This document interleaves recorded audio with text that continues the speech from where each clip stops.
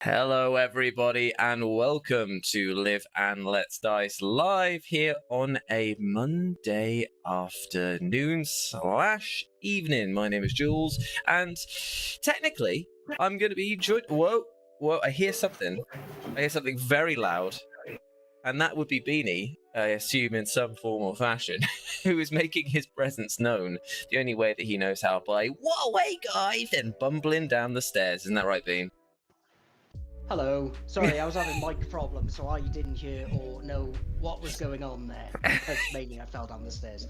Yeah, but that's the thing. When your audio just came on, it was like a massive sort of like you literally just like glitched in from another dimension. So thank you for joining us from the dimension of stair falling. Infinite, like imagine falling down the MC Escher stairs. That's what I imagine it's going to be like there. How are you today, Beanie Boy?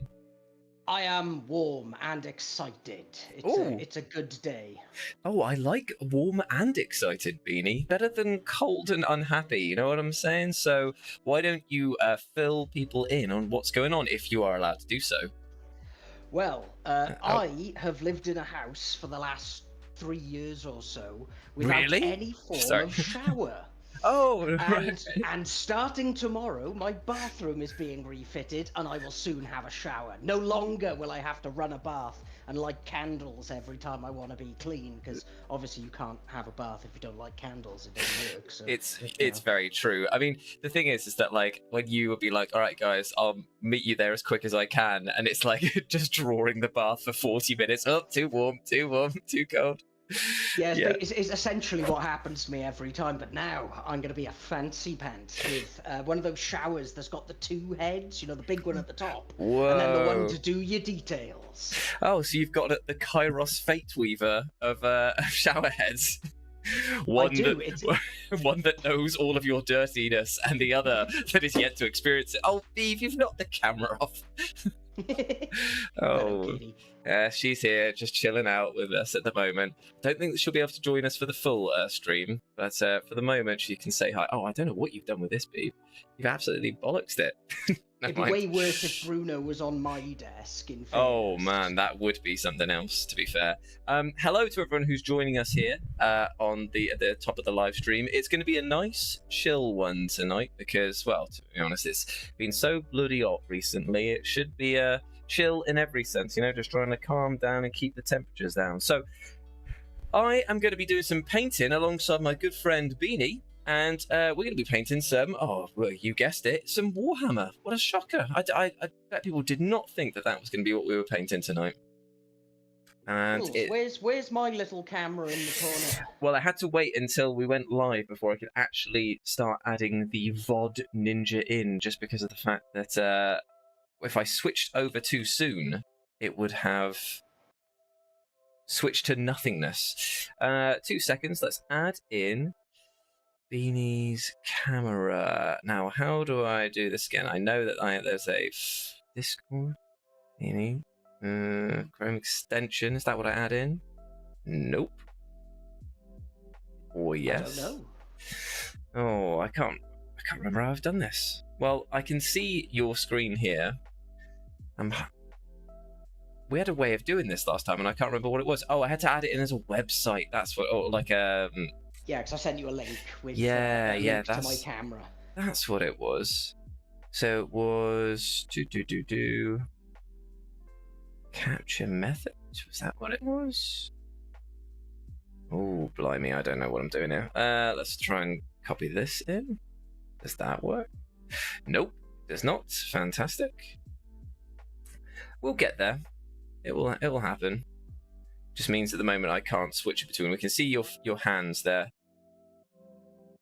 Oh, why has that not worked? Oh, all I can see is part of your arm that, because it's clenched together, it could be zoomed in a butt crack. That is very strange. I don't know why that is not working. So what am I going to do about this? What am I going to do? I'm going to have to just try and add a new source and do it that way. Browser source, add source, and URL. Okay, for some reason it just been very strange. There we go. People should be able to see that now. Fantastic. There we go. You should be able to see yourself and your little... Amazing. So yes, Beanie's going to be down over here painting. and I will be up here. Bean, why don't you show the people at home what you are painting with today, or what you are painting, I should say. So today I am just doing a little bit of work on some Tau breaches because I decided that Jules likes the devilfish so much that I would get a second devilfish to fill with another 10 breaches to run at you. Well, I experienced the full force of the breaches in a recent live stream. Those of the channel may remember that basically I parked a full truck with a war boss and his boys in front of a devilfish and some of the breaches. They all got out of said devilfish and fired a whopping 30-odd shotgun shots right into me, which didn't leave much left of the mushroom lads afterwards. I'll put it that way. I think it came down to just the big boss and maybe the war boss were the only two survivors of that, and they did not last long either. No, because I drove a devilfish into you, tangled you up, fell it back, and unloaded yet more shotgun shots. Yes, it was quite the schooling that they had. Their lessons were learned, and they were not pleasant. However, I look forward to seeing another one of them, because one day I will destroy the devilfish. It has to happen. And you adding in a second one just doubles the odds of it occurring. So I say bring it on. I say run more devilfish. I say run exclusively devilfish. I want a devil fishery, you know? Okay. And challenge accepted. Yeah, I mean, I reckon that if you keep doing it, I'll have to be able to kill one of them, because I have a very annoying habit of taking the devilfish down to 1 or 2 wounds and then it just surviving the entirety of the rest of the match, which is so annoying. Yes. It's not so annoying for me, it's more hilarious for me that it causes you so much woe, and it's essentially a slightly more tanky rhino. It does cause me much, much woe. So you're painting the breaches over there.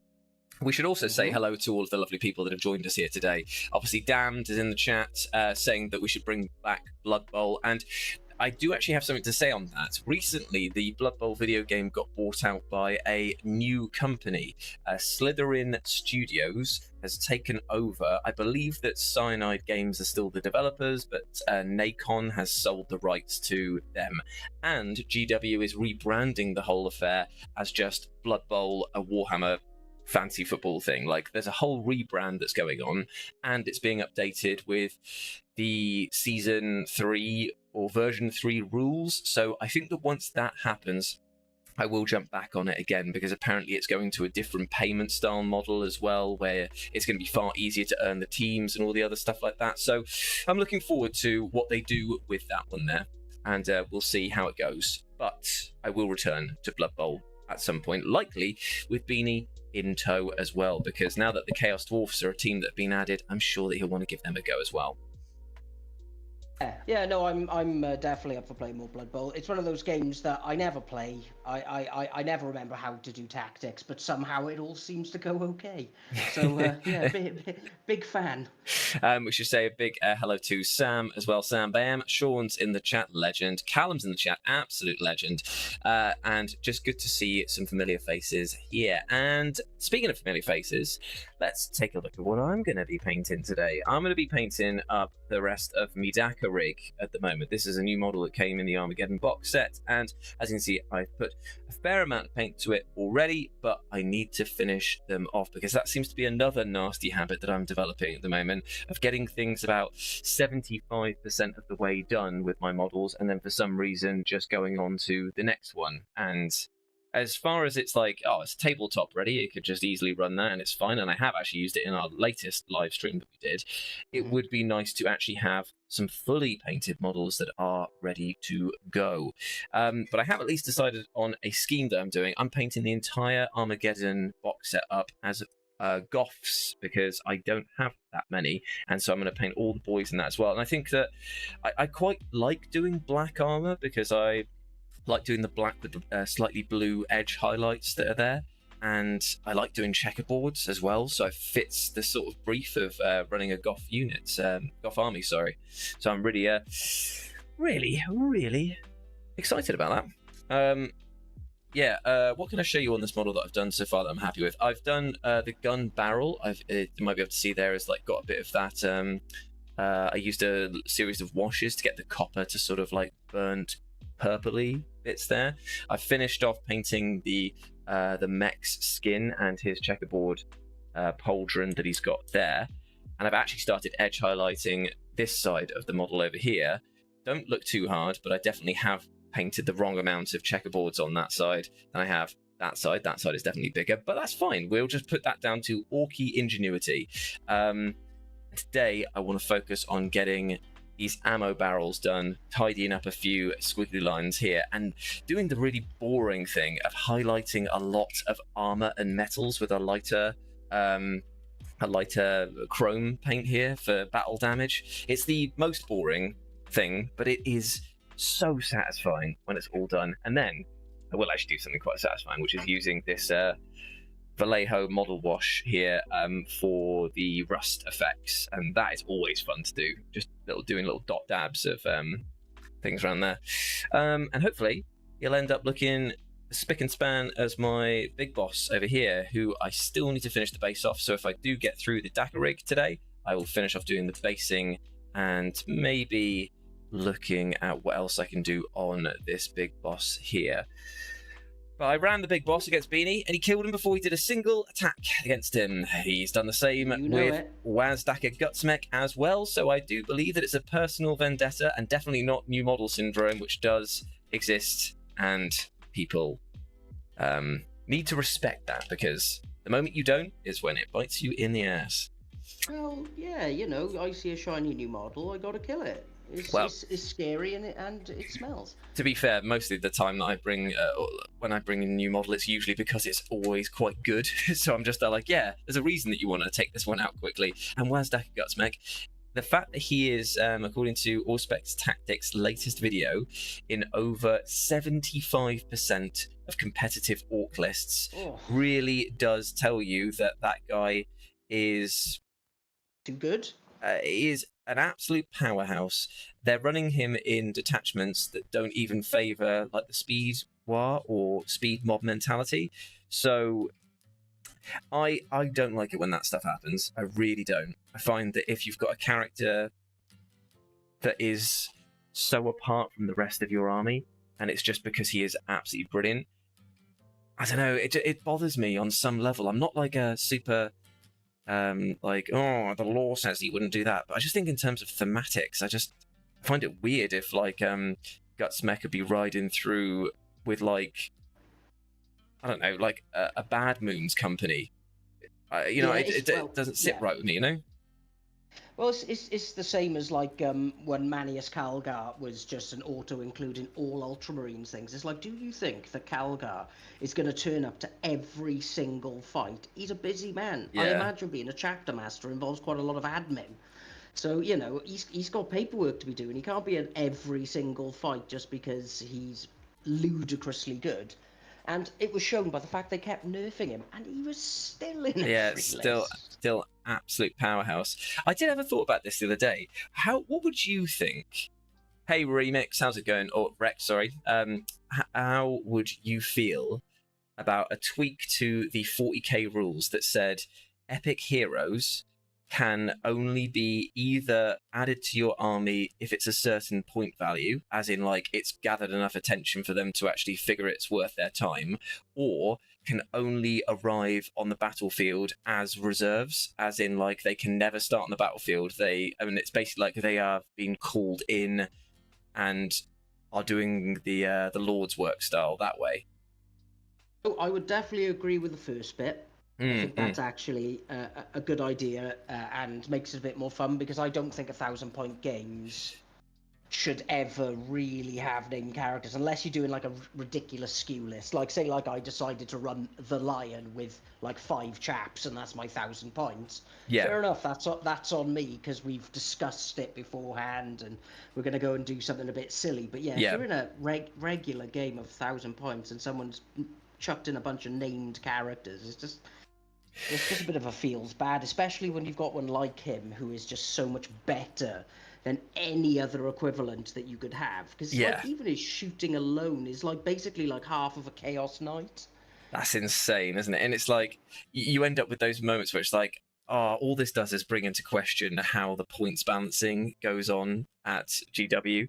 We're just like, okay, how is this guy 175 points, but like a Primarch is double that for less somehow? You know what I mean? Like, well, yeah, like well, the Lion, since he's had his nerfs to like fights first, etc., is still 285. He should probably come down a bit then, shouldn't he? So he's got a bit of Dakka, like, Yeah. and in fairness to him, his bolt pistol / plasma combi pistol of death is pretty good, but it's not like a Gatling cannon that you would have on a fucking walking knight. No. And since they changed the rules on fights first, his whole deal of just being in your face is like, come on, charge me, I dares you. And now it's just like, really, yeah, I will. Well, I remember that time that you did call that dare, and you charged in the mega knobs, and Gaz into him. I think it was my war boss in Mega Armor. That was it, yeah. Yeah, and I got to do my 8 attacks first, which were all damage 4. And it's like, well, you have no mega knobs. Please hit me, the guy with a 3-up invulnerable, who at the time bounced mortal wounds. Oh, that was what it is. Yeah. That was a fun time. Yeah, it was like, that was your main blob of like combat. Obviously, that doesn't truly apply with orcs because everybody in the orc army is a smidge of combat. apart from the Gretchen, don't forget the Gretchen. Mate, I've had your Gretchen beat me up before, but then again, I do like playing a ranged army that can't hit anyone with sticks. So. I still remember the Gretchen's greatest war stories that I have are they killed a Farseer against Chris Williams all those many years ago because he flew him all. So Chris runs Eldar and was running a full host of, is it Shining Spears? The war bikers. Yeah, he was doing a BL10 list with that was it. Spears. And he was doing some Samhan. Sorry. Oh, that was it, yeah. And he was doing some pre-game measurement, and I was like, what are you doing, man? You're measuring, like, into my deployment zone. He's like, I'm not going to lie, they are very quick. And I completely underestimated how far they could move with some special strats and some abilities. He got them into charge range turn 1, and those bikes on the charge aren't anything to be sniffed at. Only problem is that I completely ignored him after that first round of combat, knocked a unit of orc boys out of the picture, and just tied him up with Gretchen. And for some reason, I had a decent enough turn that it brought the leader of the group down to 1 wound, and the Gretchen managed to finish him off in combat. And that look on his face, he was just like, like I expected them to die, but not like this. Yeah, and that was the end of 8th edition when Shining Spears were... They were brutal. Absolutely ruthless. Oh, Sam, sorry, Callum, you might have to remind me on this one here. Can't remember who said it, but the What Culture crew once thought of making up your chart. The Mac Dennis from What's Always Sunny. Do you think Loud could do that as a reward? You're going to have to refresh my memory on this one, man, because those words make sense, the sentence does not. Sam is also asking here, thoughts on the rumoured changes to the Space Marine faction rule? I'm unaware, my man, so what are they thinking of changing at the moment? Yeah, I saw something come up but I was pretty busy in work, so I didn't really have time to take any looks at that. So, yeah, I'd also like to know. It's like Oath of Moment might be being changed because the Combat Patrol has a different rule. Again, I saw the AI summary of Auspex Tactics and went, I'll watch you later in my last mandatory bath. Yeah. Yes. So I've no issue with Oath of Moment. I feel like in 11th edition, where melee is kind of superior-ish, or at least in a much better state than it was in 10th. The idea of re-rolling all hits for one unit doesn't bother me in the slightest. I think there's quite a balanced rule, actually.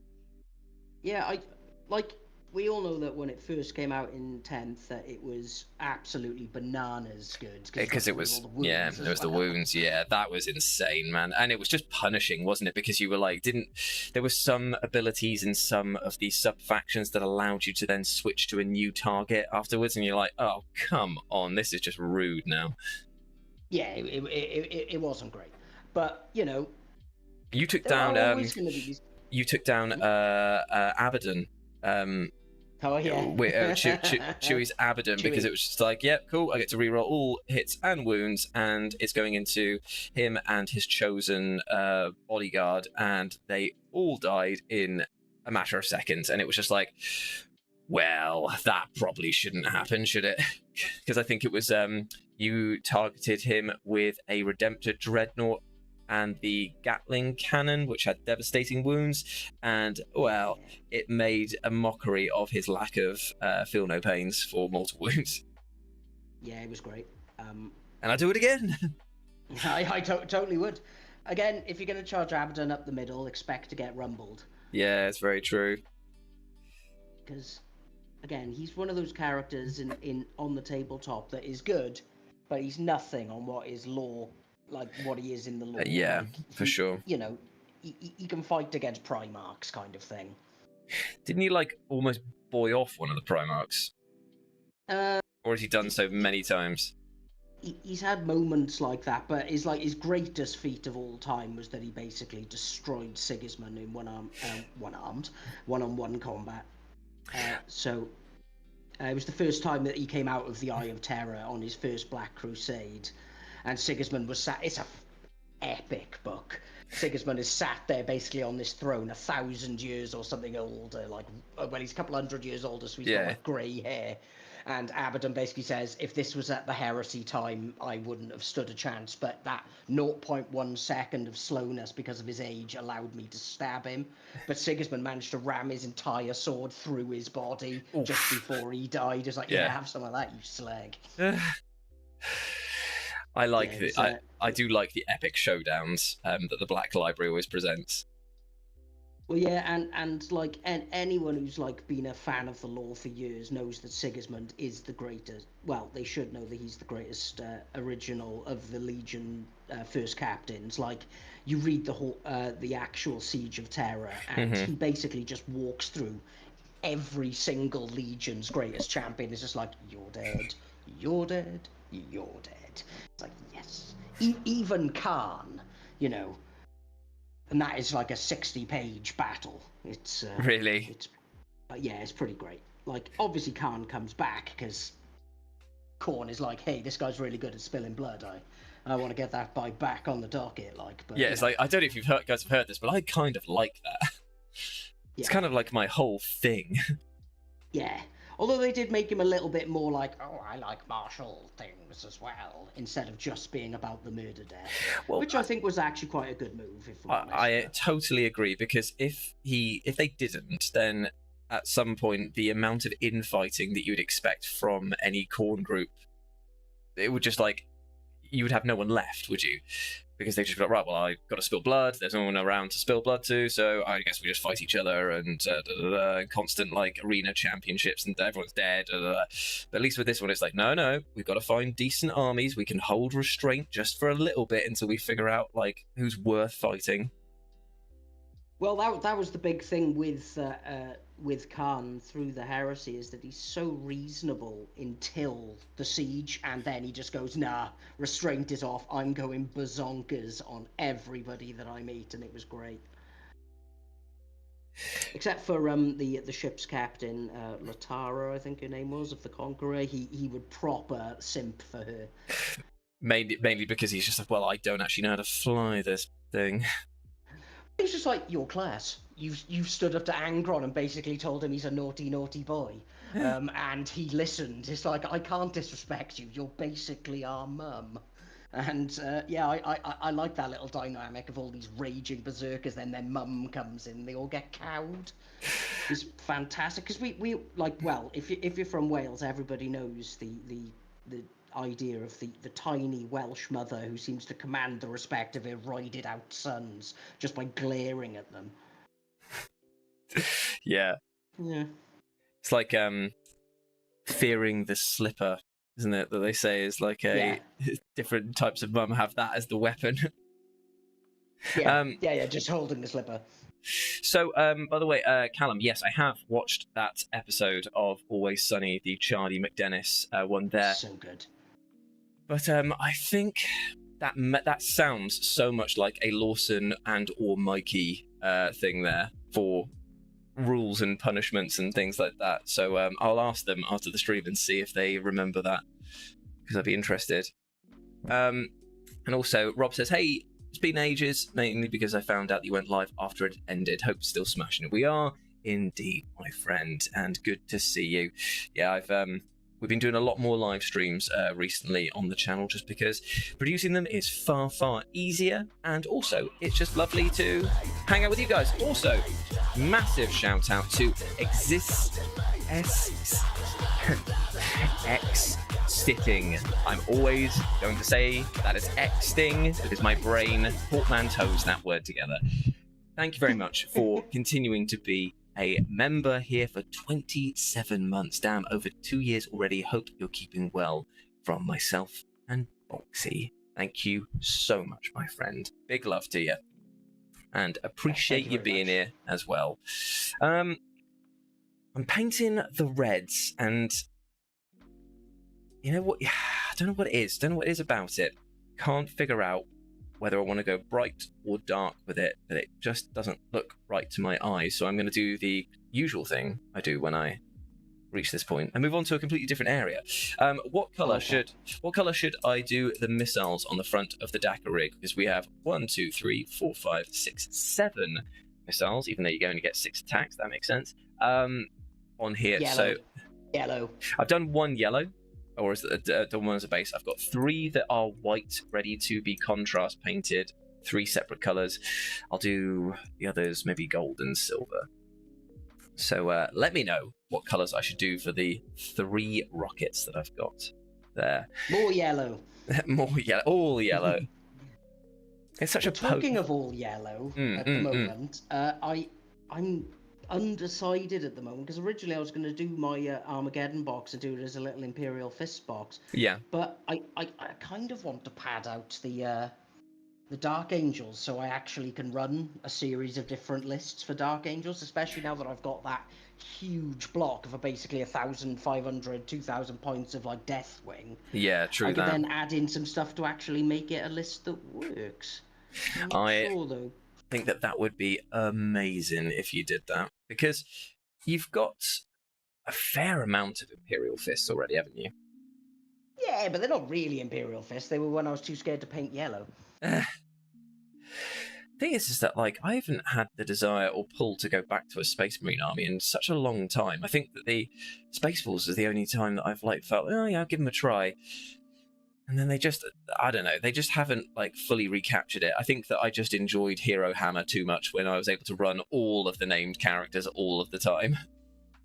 Yeah, that was a dark time for me. Do you remember that amazing strat that I had in 9th where one of my Terminators could suddenly become a champion, gain the character keyword, 2 wounds, 2 strength, 2 attacks, and it was just like, yeah, it's like, oh, cool. You've killed all of the squad and somehow made it worse for yourself. Yep, yeah, I definitely remember that happening all the time. Yeah, it was quite brutal, that one there. It was that dark period, wasn't it, where we spent all of our time playing basically my Fist versus your Space Wolves, and I just kept getting schooled. Yeah. Oh gosh, I just managed to throw a paint pot in the air. Then fantastic. Well, at least it's shaken up now. Although, who am I kidding? You play Xenos these days. Yeah, I know. The do you know what? I had a dark thought the other day, though, my friend. I almost found myself slipping and thinking that I fancy an Imperial Guard army.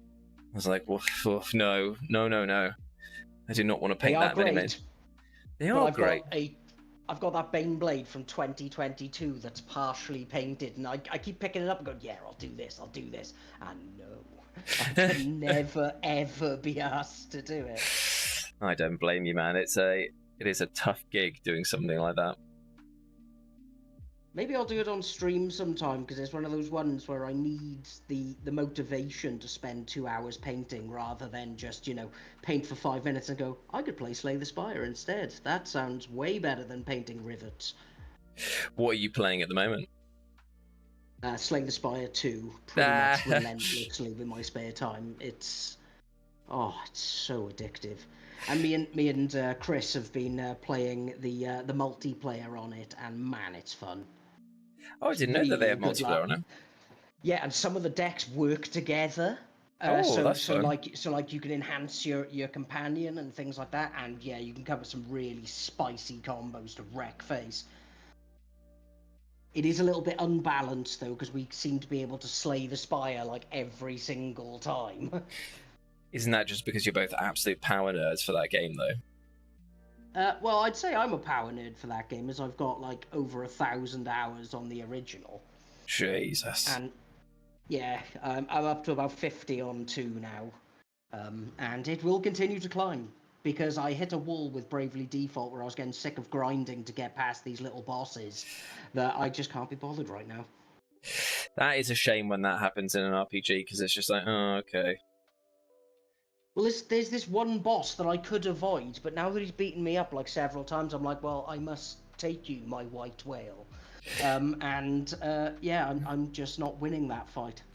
That's how I felt with taking on Simon in Claire Obscure.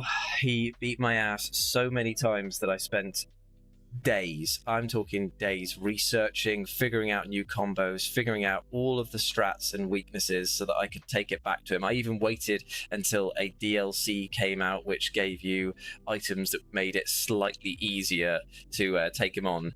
And after beating him, I was like, I am officially done with this game. Like, I've completed the main game. There are more super bosses to defeat, but I do not care. This was, like you say, my white whale. It is done. I can now rest. Yeah, to be honest, as a general rule, super bosses and things like that don't really work for me. Yeah. Like, I just get a bit sick of it. The only game, as you know, that I care about super bosses in is Final Fantasy X, and I'm willing to put in the work for that. How is that quest going? I have 2 more super bosses to go, and then I have done the entire game. And then you're going to get ready for the Switch 2 version that's coming out, like, in a few weeks' time, right? Well, I looked into that. It's exactly the same. Yeah, what a surprise, eh? What a surprise.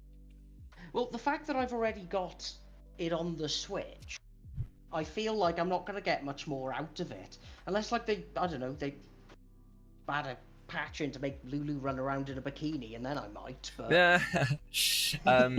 Also, Doug's just jumped into the chat. Hello, my man. Good to see you. I found out why the Plasma Obliterator was discontinued. What? Is that... Elaborate? Yeah, tell us more, my friend. And also, Sam says, I'm with BD, more yellow for more Dakka. Very true, yeah. And that's why he was able to split so many bullets into 2 as the Imperial Fist with those goddamn exploding 6s on bolters. And Robin M says that it's flipping fantastic. Oh, they're talking, him and Callum are talking. And Crazy Doug is saying, I feel attacked. Oh, what did we just say? What did we just say then? I want to know. Is it because I said that I can't really play a proper list with Deathwing because it's impossible to win a game with only Terminators? I don't think it was impossible to win with only Terminators, but it was definitely an uphill struggle against those orcs there. Yeah, no, I didn't feel like I was ever going to win that fight, but I enjoyed just playing with them because they're so class. And I guess they've been painted kinda well. Yeah, Doug has done it. Doug has done an exceptional. No worries, Callum. Good to see you, my friend, and take it easy. Yeah, they're definitely not the best painted thing I've got. Oh, are they the best painted thing that you have? Because you have other models that are painted by Doug. True. But it is mainly Dark Angels. Because obviously Kill Team isn't something we've exactly leapt at with gusto this edition. So our Kill Team that he painted for us languish a smidge. They're just chilling. That's all they are. They're just chilling, ready for the next battle. Well, they made Kill Team too complicated.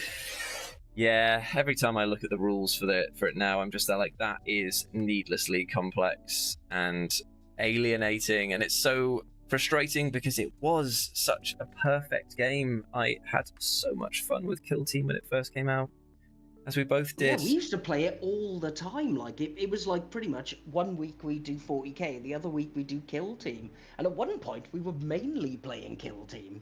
Yeah, I think that we actually had a discussion at one point as to whether we would pivot the channel focus into just doing Kill Team content, because it was just so much easier to do, and we were finding it so refreshing with all of the way like terrain interacts with the gameplay. And I think we just found that groove, didn't we, of just being like, all right, we know this game inside out, so we can keep going with it. But then they just added in, annoyingly, the version of Kill Team that is out now is technically the best version of Kill Team. It fixes so many problems that the 2020 was it 2020 version did? Maybe it was before that, I don't know. But it unfortunately introduces a slew of new problems in the form of just so hyper complex rules. It assumes that you will only play one Kill Team forever, because the amount of interactions and rules that you need to know to get the most out of them is just insane.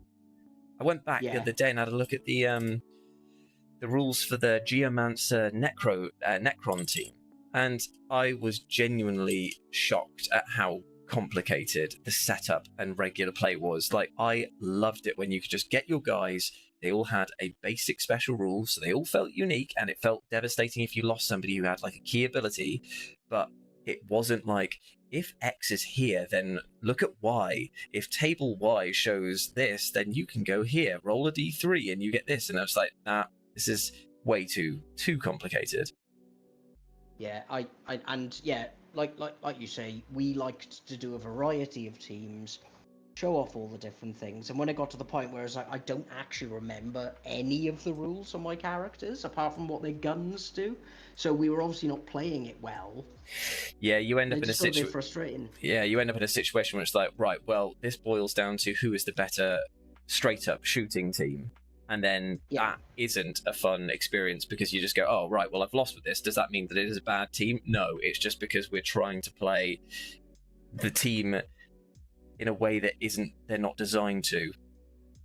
But the old Kill Team was far more forgiving in that regard, because every team was balanced in a way that you had some melee, some shooting, and you could make it work. Whereas now, some of the new teams that come up, it's like, this is a shooting team. If you play it any other way, then you will lose. Like, oh, right, okay. Well, I think that the opening box of Octarius was just the perfect example. Krieg, their special power, more men. Yeah. Commandos can burst through walls. So you had one straight up shooting team, one straight up melee team. Amazing. With the exception of the rocket launcher, who had 6 shots and splash and all of the other crazy stuff, and it's like, why? He's so potent. Yeah, you and your rocket launchers. I feel, John, I totally understand that. Beanie was mega excited as well about getting his hands on the Rattling team, and when I showed him the rules for it, that it's like, they are great at shooting, but they're like, you need to keep them in cover all the time, and they've got like a reactive move step, and if you forget it, then they will, like, you will suffer for forgetting. And I think that's what it all comes down to. A lot of the teams are now at that point of suffering for forgetting. Like, a lot of early Kill Team was punishing if you lost models, but you could kind of always bounce back because the core rules didn't rely on you having to have perfect synergy all the time. Whereas this edition definitely feels like, oh, you played wrong in the opening turn. Sorry about that, mate, but that you might as well just scrub. Yeah, and that's just not my idea of fun, really. And sorry, I'm catching up here. Was the guard comment? Oh, because Doug has a guard army, doesn't he? That he's working on at this very moment, and has had for at least the life of his firstborn child. Yeah, Aren't a lot of them like metal as well? Like, isn't this like a proper heavy metal army? Believe so. I can't remember. I think it was Praetorian Guard he was doing. I think that's what the box was that he showed us before. I mean, just sell them, Doug. You'd be able to afford many vacations for the rest of your life. Like, I'm pretty sure the Praetorians are like one of the most expensive armies, aren't they? Or have they just done like a made-to-order thing for them? I can't remember if it was them. They might have, and I know that Doug doesn't like going to any third-party models, but I've seen some really nice ones for them that you can get. And if you've got a decent printer, you can just print out the army now. I mean, I'm feeling that way about the Grey Knights at the moment. There have been... I look at that model range, and I look at how lovely Castellan Crow is, and how derpy every other model in that range is. And I'm just I'm just there like, oh man, they need a full refresh in 11th, or I will be printing out an entire army of them, because I'm getting sick of looking at their stupid faces. Yeah, no, I get it. I don't think I'm going to be printing any armies anytime soon, because I've just got simply too many to deal with. Yeah, fair. Hey, TJ, how's it going, my friend? Good to see you. Hello. Well, these highlights have been incredibly bad. But the good part of the highlights that I'm doing here is that all of this is going to be covered in grime and oil. So if any of the tiny highlights come through on that, it's a victory. That's always good. Oh, Doug's saying it's a complete metal second edition army. Oh, so much work. So much work. Fair play to you, Doug. That is an impressive amount of effort you're putting in there.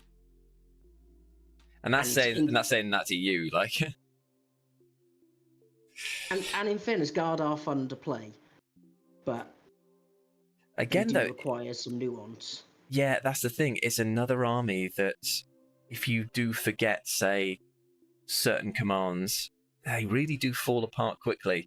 It's the reason why I've been staying away from AdMech. You know, I absolutely love the design of some of their models, but I, for the life of me, could not be bothered to remember all of the whole, like, right, this unit here is giving the blessing or canticles to this one. This one, because it has done that, now is in this empowered state. And it's just like, oh man, like, when you have to rattle off, when you have to rattle off an entire like soliloquy about what your army what your army does for that particular phase, and your opponent has to remember that, you're just like, who are you doing this for? Yeah, well, we've only ever played competitively against one AdMech army, if you remember, in that doubles tournament. We got completely and utterly boned by them. Yeah, I also feel as well that the overwhelming amount of rules that some armies have is actually a secret weapon against your opponent. And it's like, oh, they do this, this, this, and this. And by the time you've mentioned the fourth thing that your unit can do, your opponent has forgotten the first thing that they can do. And I just feel like it's just way too much information to throw at somebody and then expect them to reasonably come up with like a countermeasure defense against it. It's almost just like, oh, you need to know my army as well as you know your own. Which is fine for some armies, but when it's a random army that we haven't played properly before, it's like, there's no way I'm going to keep track of all this. Yeah. And the move blocking and everything else. Ugh. Well, yeah, that's going to... PTSD from that game. That's going to be a big factor going into 11th proper, isn't it? Because obviously with the whole... I can do these extra moves with my charge and the... what's it called? Where you... If a unit, the extra pile-in stuff and the overrun charges, stuff like that, like movement's going to be pretty key in this game. Yeah, I need to watch some battle reports from people who maybe have learnt the rules, so I can siphon their knowledge, because I've read the rules once, and I was like, I can't keep reading, because you know how I feel about reading. Yeah, you kind of just need to like get into it and play test. It's like learning the rules bit by bit. Like, it was really useful to have Louis pop in and give some help with the rules as we were playing, because it's like, oh, I remember these now because I've had a case example of what's going on. Yeah, exactly. Well, it's like I spend a lot of time in my job writing technical documentation, and a big part of that is putting worked examples into it to be able to say, and if this happens, this will happen. It's like, Yeah. now everybody knows. Everyone will forget, but, you know, at least I tried. Yeah, exactly. Right, okay, so he's had his little... Hello, thing Hassan. painted. I hope you're well. Hey, Hassan. How's it going, mate? I need to paint my Dakka rig too. They are a very fun model and ludicrously useful on the tabletop. In our most recent live stream video, it managed to, well, put a pretty serious dent into a unit of Terminators, then turn its rocket launchers around and do another serious dent into another group of Terminators.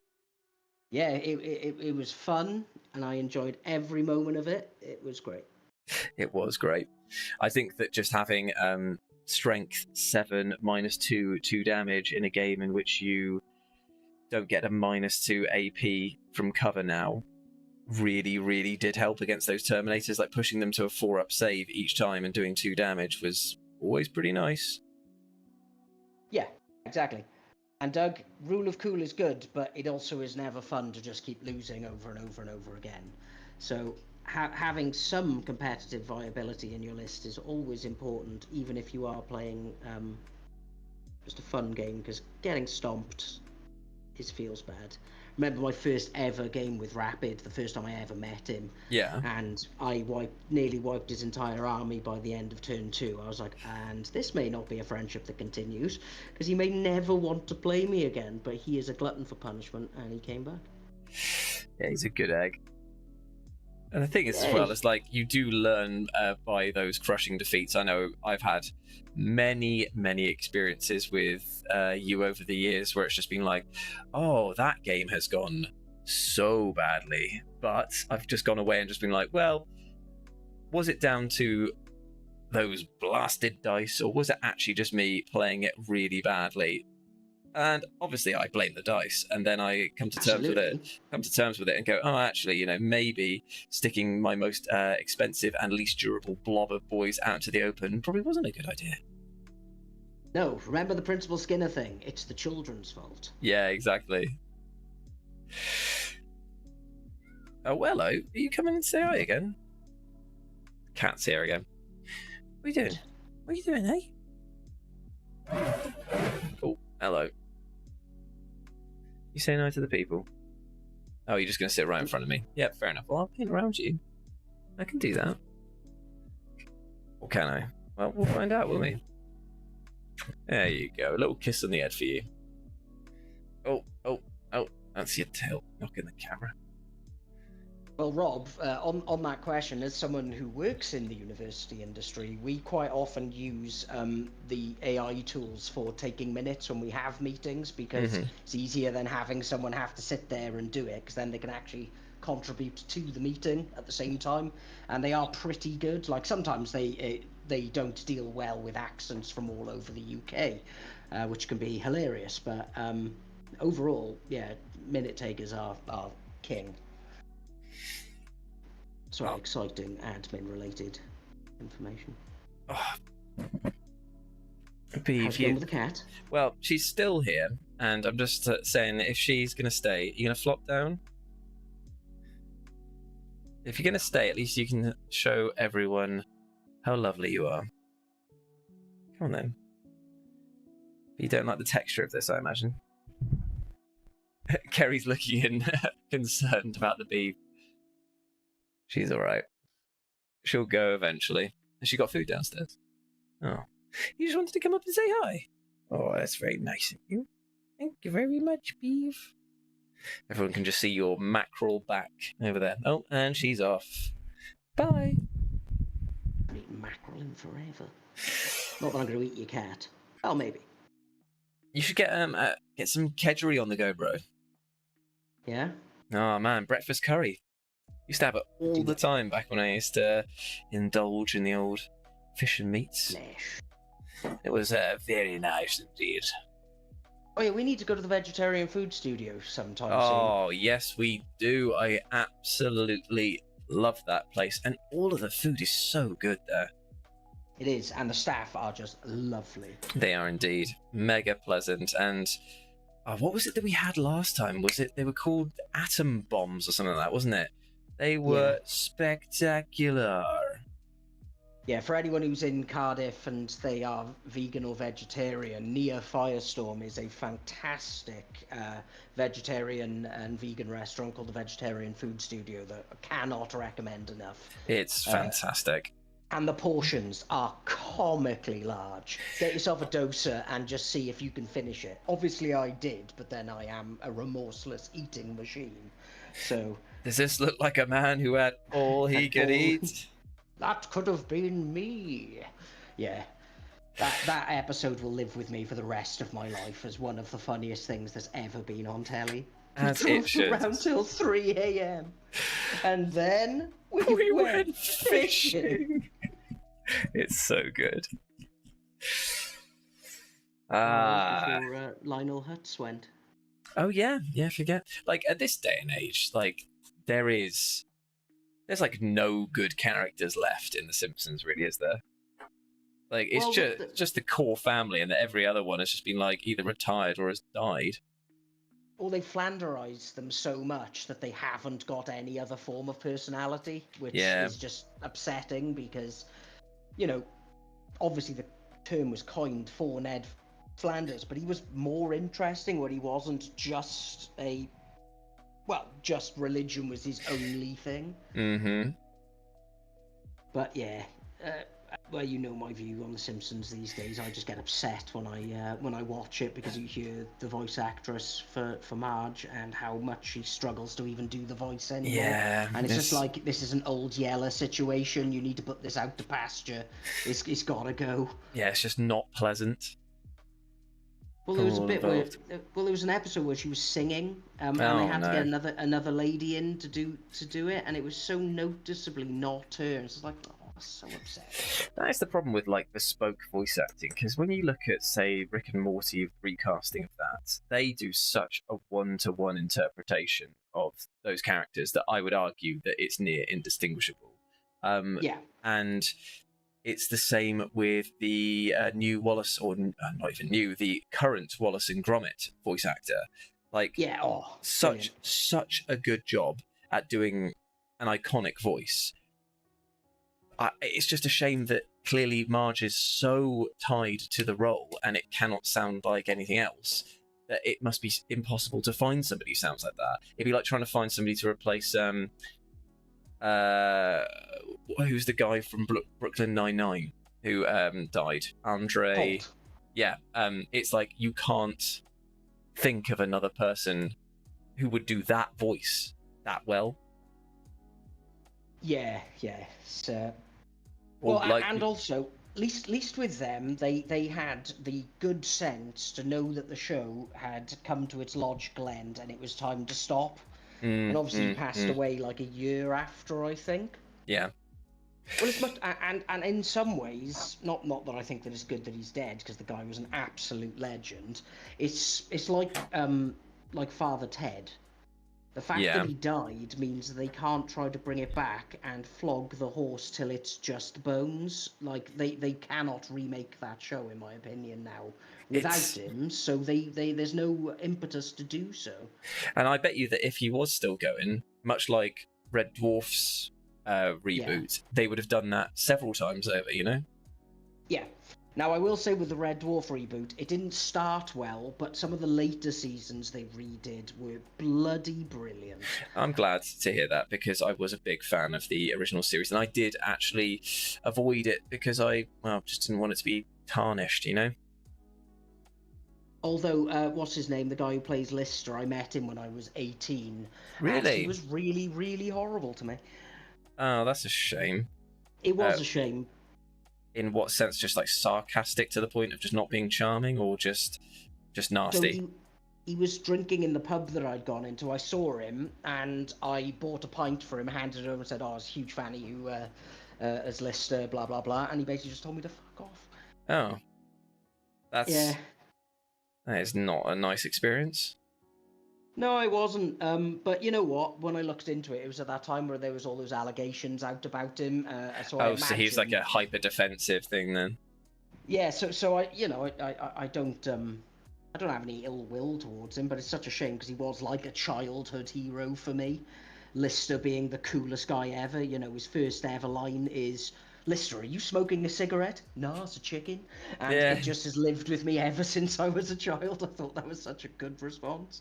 But yeah, he was kind of mean. Johnny Vegas was the same as well. When I met him, he wasn't very nice either.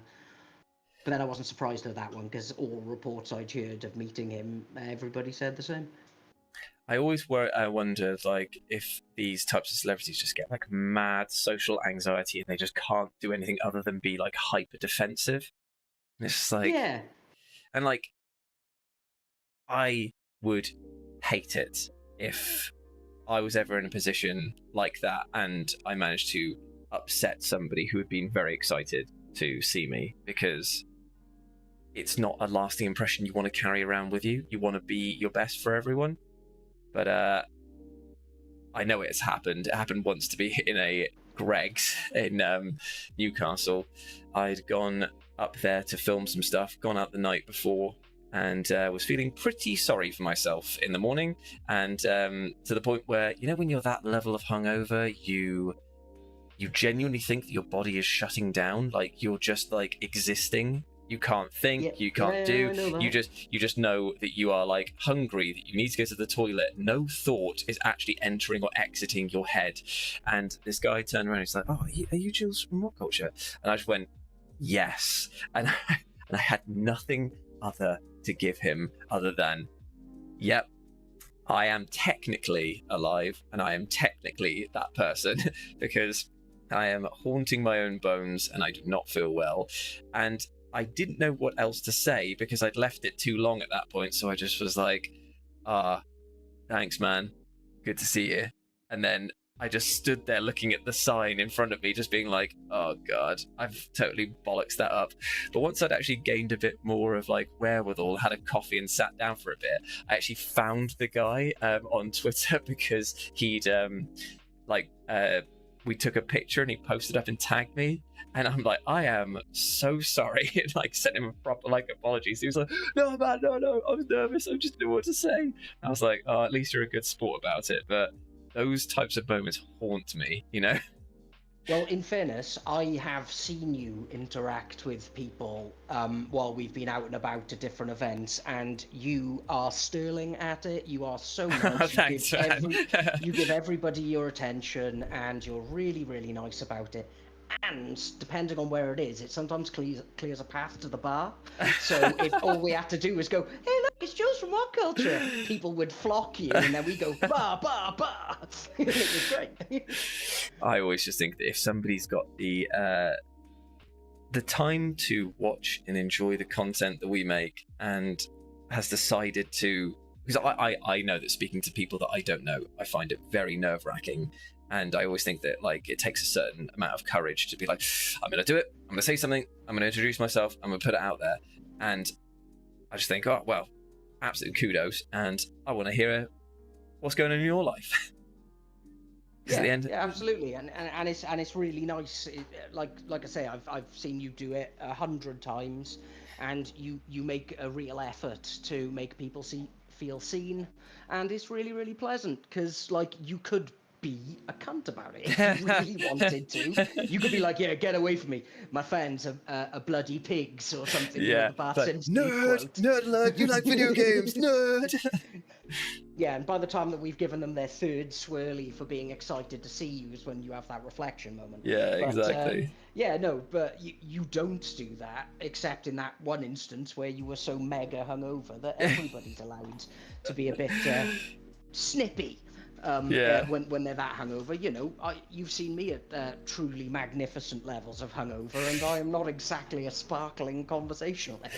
Oh, the amount of groans! A few of the times we've been to King of the North, and the next day you've just been like, Homer Simpson smiling politely. You've been at that stage of just being like, oh God, I want to be out of this conversation, but I don't know how to. I'm just going to go, yes, yeah, mm-hmm.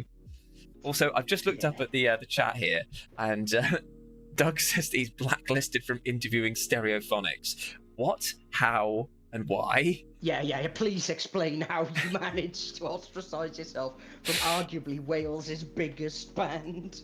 Oh, brilliant. It's an impressive achievement, to be fair. But like, I didn't realize how like beloved. Obviously, I know that we are in Wales, and therefore, like you say, they are national heroes in that regard. But I just didn't know that how many people loved them, because they played not that long ago at Blackweir, didn't they? And apparently it was heaving, absolutely heaving. Well, yeah, you know, Thousand Trees was the anthem of most kids in Wales. You know, that was the song. We all knew it, loved it. Yeah, like obviously I was the edgy young kid who liked Pantera and Rob Zombie, so I wasn't exactly belting it out with everyone, but it didn't mean I wasn't aware of them. My Dracula. Ah yes, good old Rob Zombie, who has only got one song, which is him going boo bada boo bada boo bada boo. Yeah, it's great. And that is his entire back catalogue summarised. But he's great live, in fairness to him. I've seen him a couple of times, and one time he even brought the robots, so that was cool. And another time I saw him play in France, and he brought up about 20 prostitutes that he had found in France onto the stage. And it was just like, what's going on? Why is this happening in the middle of the show? You're like, I'm not complaining, I'm just confused. Yeah, it was definite confusion, and yeah, it was still a good show, just more like, oh, this is getting weirdly explicit for a show. You know what it is that I'm pretty sure that I'm not being disparaging against the guy. I'm pretty sure that one of his wives, because I think he's been remarried, was an adult film actress, so maybe it was tied into that. Maybe. Because I know that about him. Yeah, I know that he wanted to get her into all of the projects that he was doing, and rightly so. I feel like if you're in a position to be an absolute nepo, like, go for it, man. Like, he was just like, my wife wants to be in some films, so she's going to be the star in all of my films. Fine, whatever. Like, it's a real Miljonovic situation that he had going on there. It makes sense, you know. Alice Cooper. Happy wife, happy life, you know. Yeah, Alice Cooper has both his daughter and his wife involved in all of his stage shows, because they're both ballet dancers, and I saw him live about 8 years ago now, and it was phenomenal. They were so good, dancing around while he's warbling his song away. Oh, same with John Carpenter's kid. He has him play, I think it's synth, in his John Carpenter's band that goes around touring, playing all of the music that he's done from all the films, which was exceptional. Oh, cool. Yeah, that would be a good show to see. Oh, here we go. Answer from the creatives of Doug. When I first started my journalistic journey, they were one of the first I interviewed, and they were really short and sarcastic and couldn't be bothered with it. Fine. Invited to ask them a big press event in the city stadium, and while all the major outlets ask easy questions for them, I asked them when they were going to make good music again. Skipped my question and moved on. Blam band. That is genuinely hilarious. You just thought, like, you know what? I'm just gonna screw the softball questions. I'm going in hard. Yeah, well, you know, it's nice when people do that, because sometimes the samey questions get a little bit dull. Hey man, it's what all shorts content is nowadays. Ask the difficult questions, because it's the only way you're going to stand out. Shorts, they ruin my brain. Oh, and I've just seen here that TJ said that it was a delight meeting us at Warhammer World, absolute legend. And Rob said, tried to meet you at Warhammer World thing in Manchester a few years ago. Oh man, Warhammer Fest. The infamous Warhammer Fest. I don't know if we've actually, did we ever, debrief on that and actually explain what a disaster that was at the end?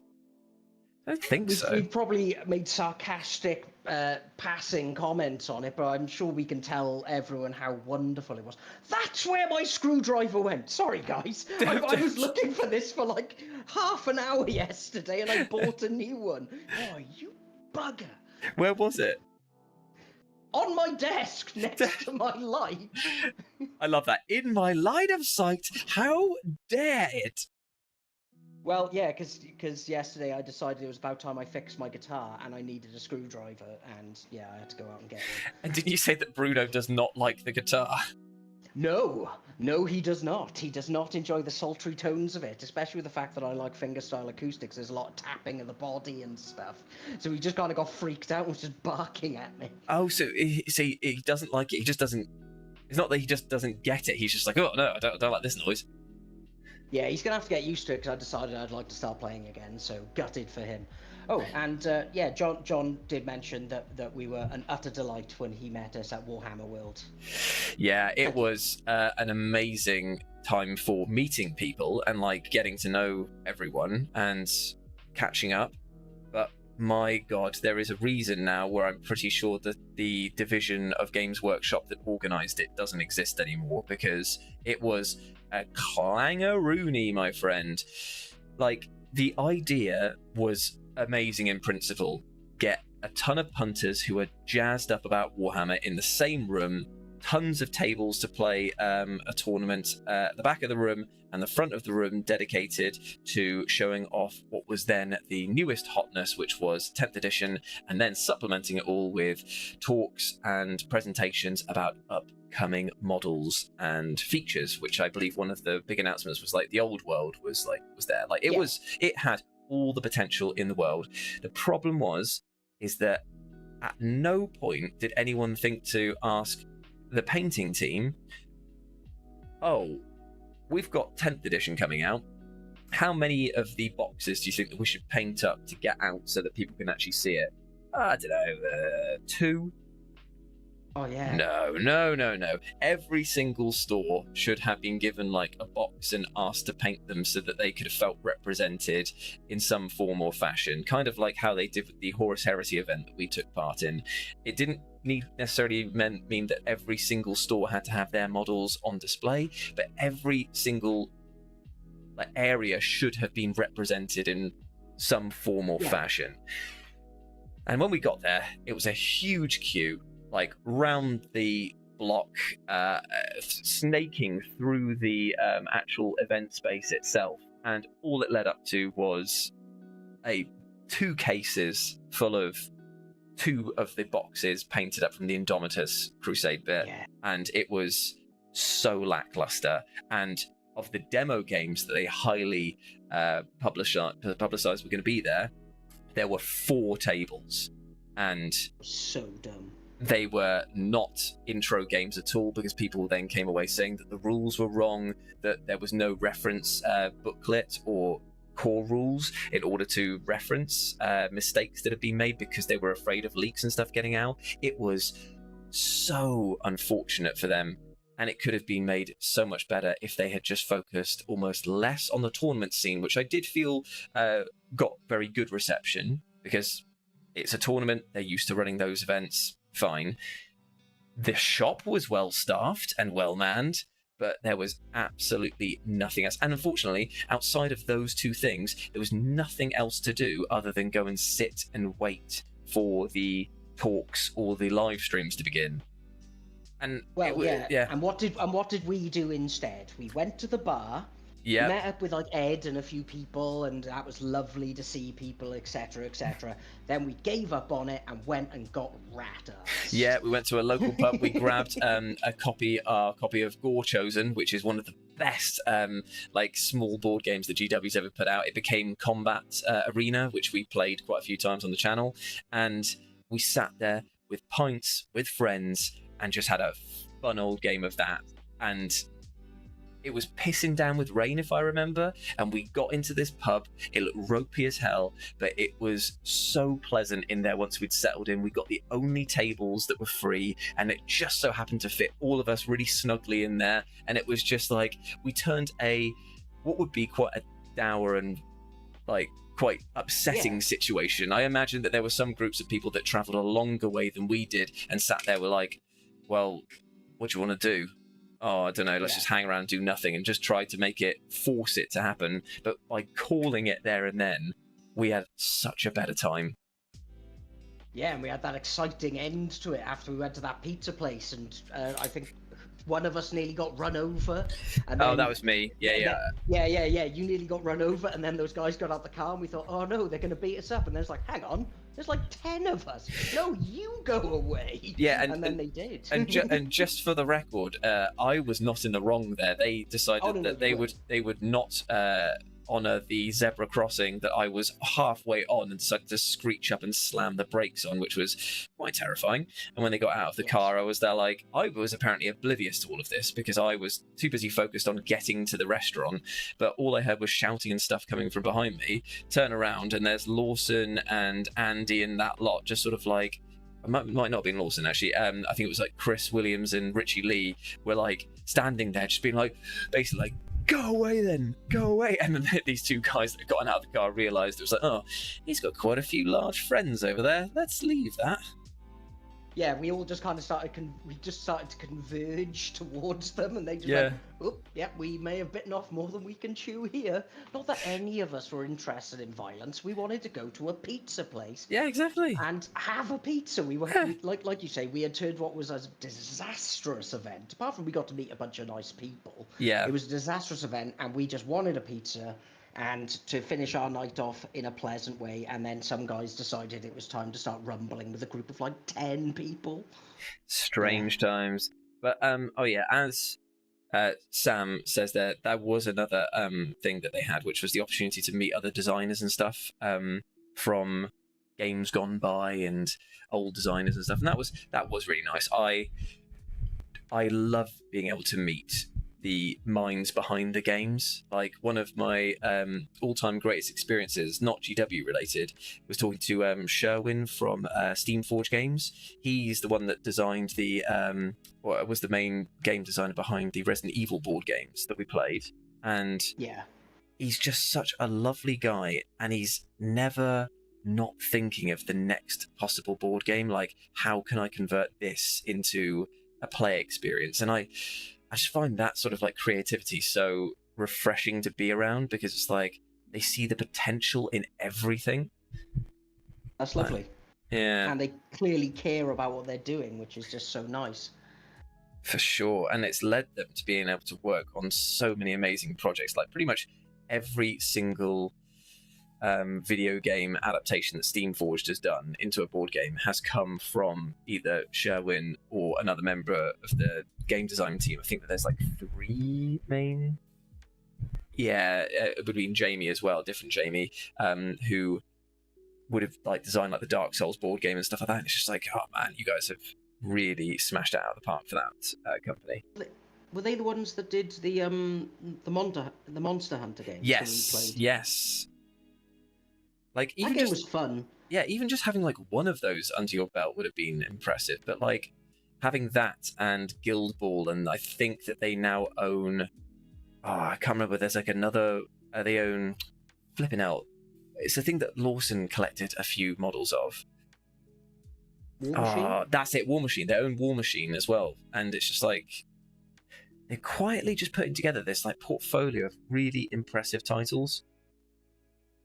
That's good. Well, yeah, it's nice to see other companies doing well in that space. Yeah, which actually goes back to something that somebody posted up in the chat earlier. Have we ever considered getting into Bolt action? Bolt action. That's the yeah, and it's not my cup of tea. I think I like the fact that 40k is warfare removed from reality outside of like the Guard, you know what I mean? And even then it's like a hyper version of it. I like the let's take things to the extreme. I get like bogged down in reality. I'm a bit just like, oh, this is actually pretty grim, this. Yeah, kind of depressing. Like, you know, I'm a big fan of a tank, like. Yeah, true. Yeah, but it's never really appealed to me, bolt action. Yeah, it's just like, oh, wicked, I just murdered a Dutch farmer. Oh, Okay. Well, You know what I mean? don't talk me down from a good time, like. But it's just like that feeling of just like, this is, and you just know as well. It's just like there's going to be one of your friendship group or just a periphery contact that you know that's just like, I'm collecting Nazis. You're like, oh, right, okay. Fair enough. And what's that? You want to go to a cosplay event? No, thank you. From a tank point of view, they did have the most advanced tanks. No. But they did kept breaking down. That was their biggest failing. So from John here saying, heard the rules are great for bolt action, but don't like the historical realism. Yeah, that's kind of where I'm at. I tell you what, if I was to get into any other board game and I had the space to actually collect them, I would try out that game that you and I saw a while back in Firestorm about the cowboys. Do you remember that one? Oh yeah, the steampunky kind of one, was it? Was it? No, I think it was just like a straight up Wild West skirmish game, and it looked fantastic because it was just teams of like, I think you only have like 8 models, and it just is like a little showdown gunfight in Wild West times, and it just looked really fun. That sounds good. Well, there is going to be another board game that we are going to try out at some point, seeing as I'm waiting for the box to arrive. Oh, yeah? It's going to be StarCraft. Oh, no. I forgot that you got that. No. Yeah, well, it's going to happen, mate, considering how much StarCraft I actually watch on a daily basis. Are you even... Yeah, carry on, sorry. I've got to get on it, you know, like, so I've got the Marines and I've got the Zerg, like... So. Are you even going to bother painting up the Marines, or are you just going to run your Vatan army? Yeah, maybe. That's not a bad shout, considering my speed of painting. So these are just going to be proxies for this entire army. But it looks good. Supposedly the gameplay is actually quite fun, and again, StarCraft has been a huge part of my life since I was a kid. So yeah, absolutely love the idea of getting to roll out with that. Although I am gutted that I didn't get the Protoss. What did you have to do to get the Protoss, or was that just like an extra cost? It was pay more money. That was the barrier, and I didn't want to spend it. I love that. It's like, I'm gutted I didn't pay more money. Yeah, put them in a box, you know, like I got the Darkest Dungeon box set. I still haven't opened it, really. Oh, no. And I mean, I've had that for years. It lives under my bed. That's the thing. There are too many good games out there. It's the same with video games. There are just too many new and amazing things. Like, I've recently just rolled credits on 007 First Light, and I had a great time with that game. I feel like if you like the Hitman franchise, obviously you're going to like that game. If you like the Uncharted series or sort of like action-y games, you're going to like that series. It feels like a baby's first version of both, but does each so complacently well that it's like an easy recommendation. However, I'm kind of stuck as to what to play next now, because I'm looking for like a palate cleanser game, and I've started playing Ball X Pit because I just completely ignored that when it first came out. And I'm like, yeah, this is good. And then I was looking around my Steam library, and I was like, I haven't played this game. I haven't played this game. Oh, God, I haven't played this game. And I'm like, well, I've already overwhelmed myself now with too many things. Like, I should finish off Mechanicus 2 on the other campaign. And I'm like, that's like another 40 hours. Like, oh, no. Yeah, the decision paralysis that you get by looking at your Steam library is a thing. And then it's all the countdown to like GTA 6, and then it's like the countdown to Total War, Warhammer, and Dawn of War 4, and you're just like, do I even bother starting a new game if I know I'm going to have to give it up in a few weeks or months' time, you know? Key is to have a PC that's so bad that you can't play any of the new games. Ooh, John says here, I keep seeing a pirate skirmish game called Port Royale.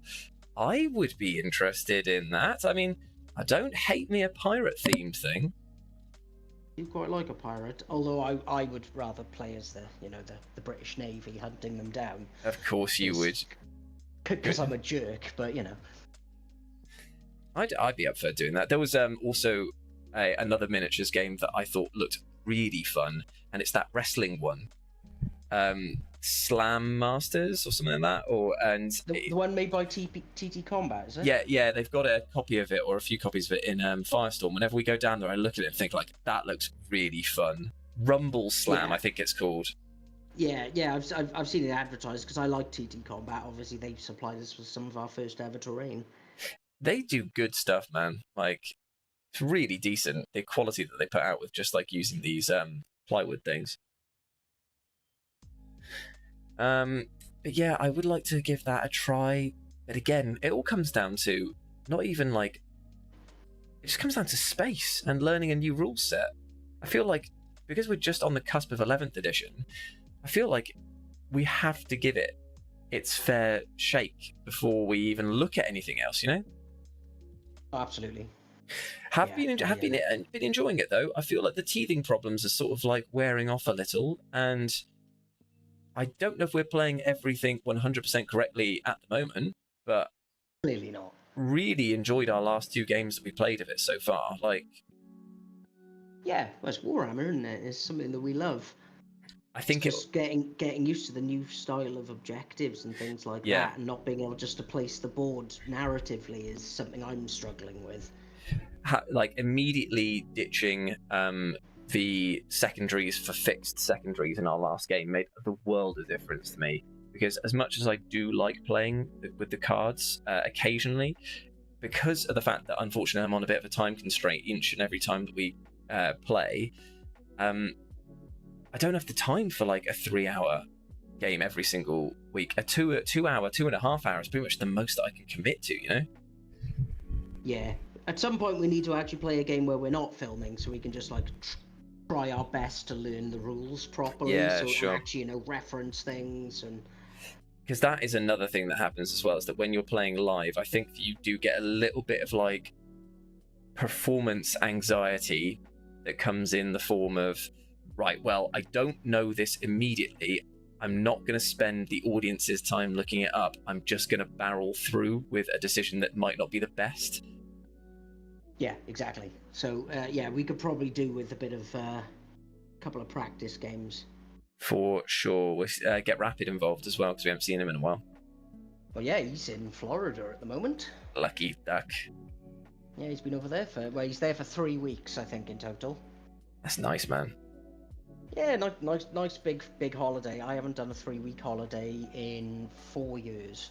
Was it Japan last one? Yeah, that was my last major holiday in general, really. Yeah. If you went back out there again, would you go to the same places, or would you do a completely different sort of run of the country?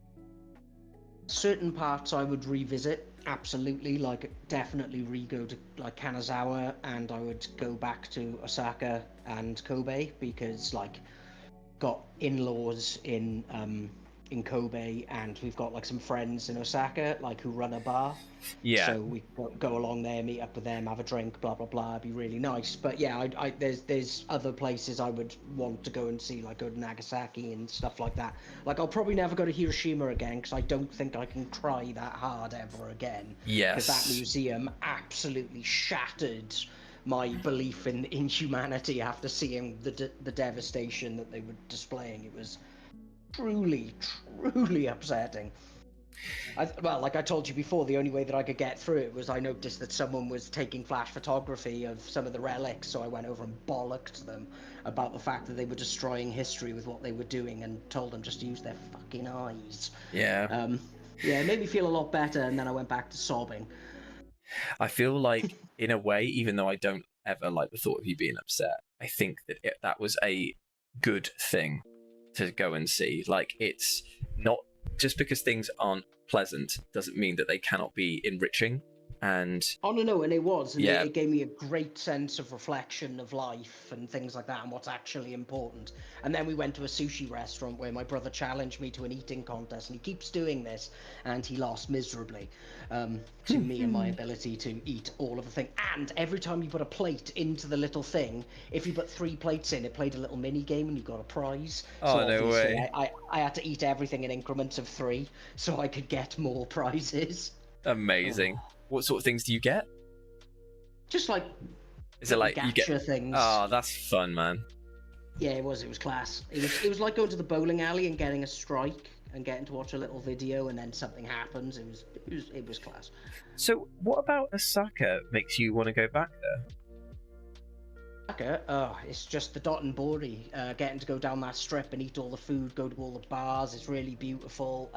Universal Studios is there. Oh, is it now?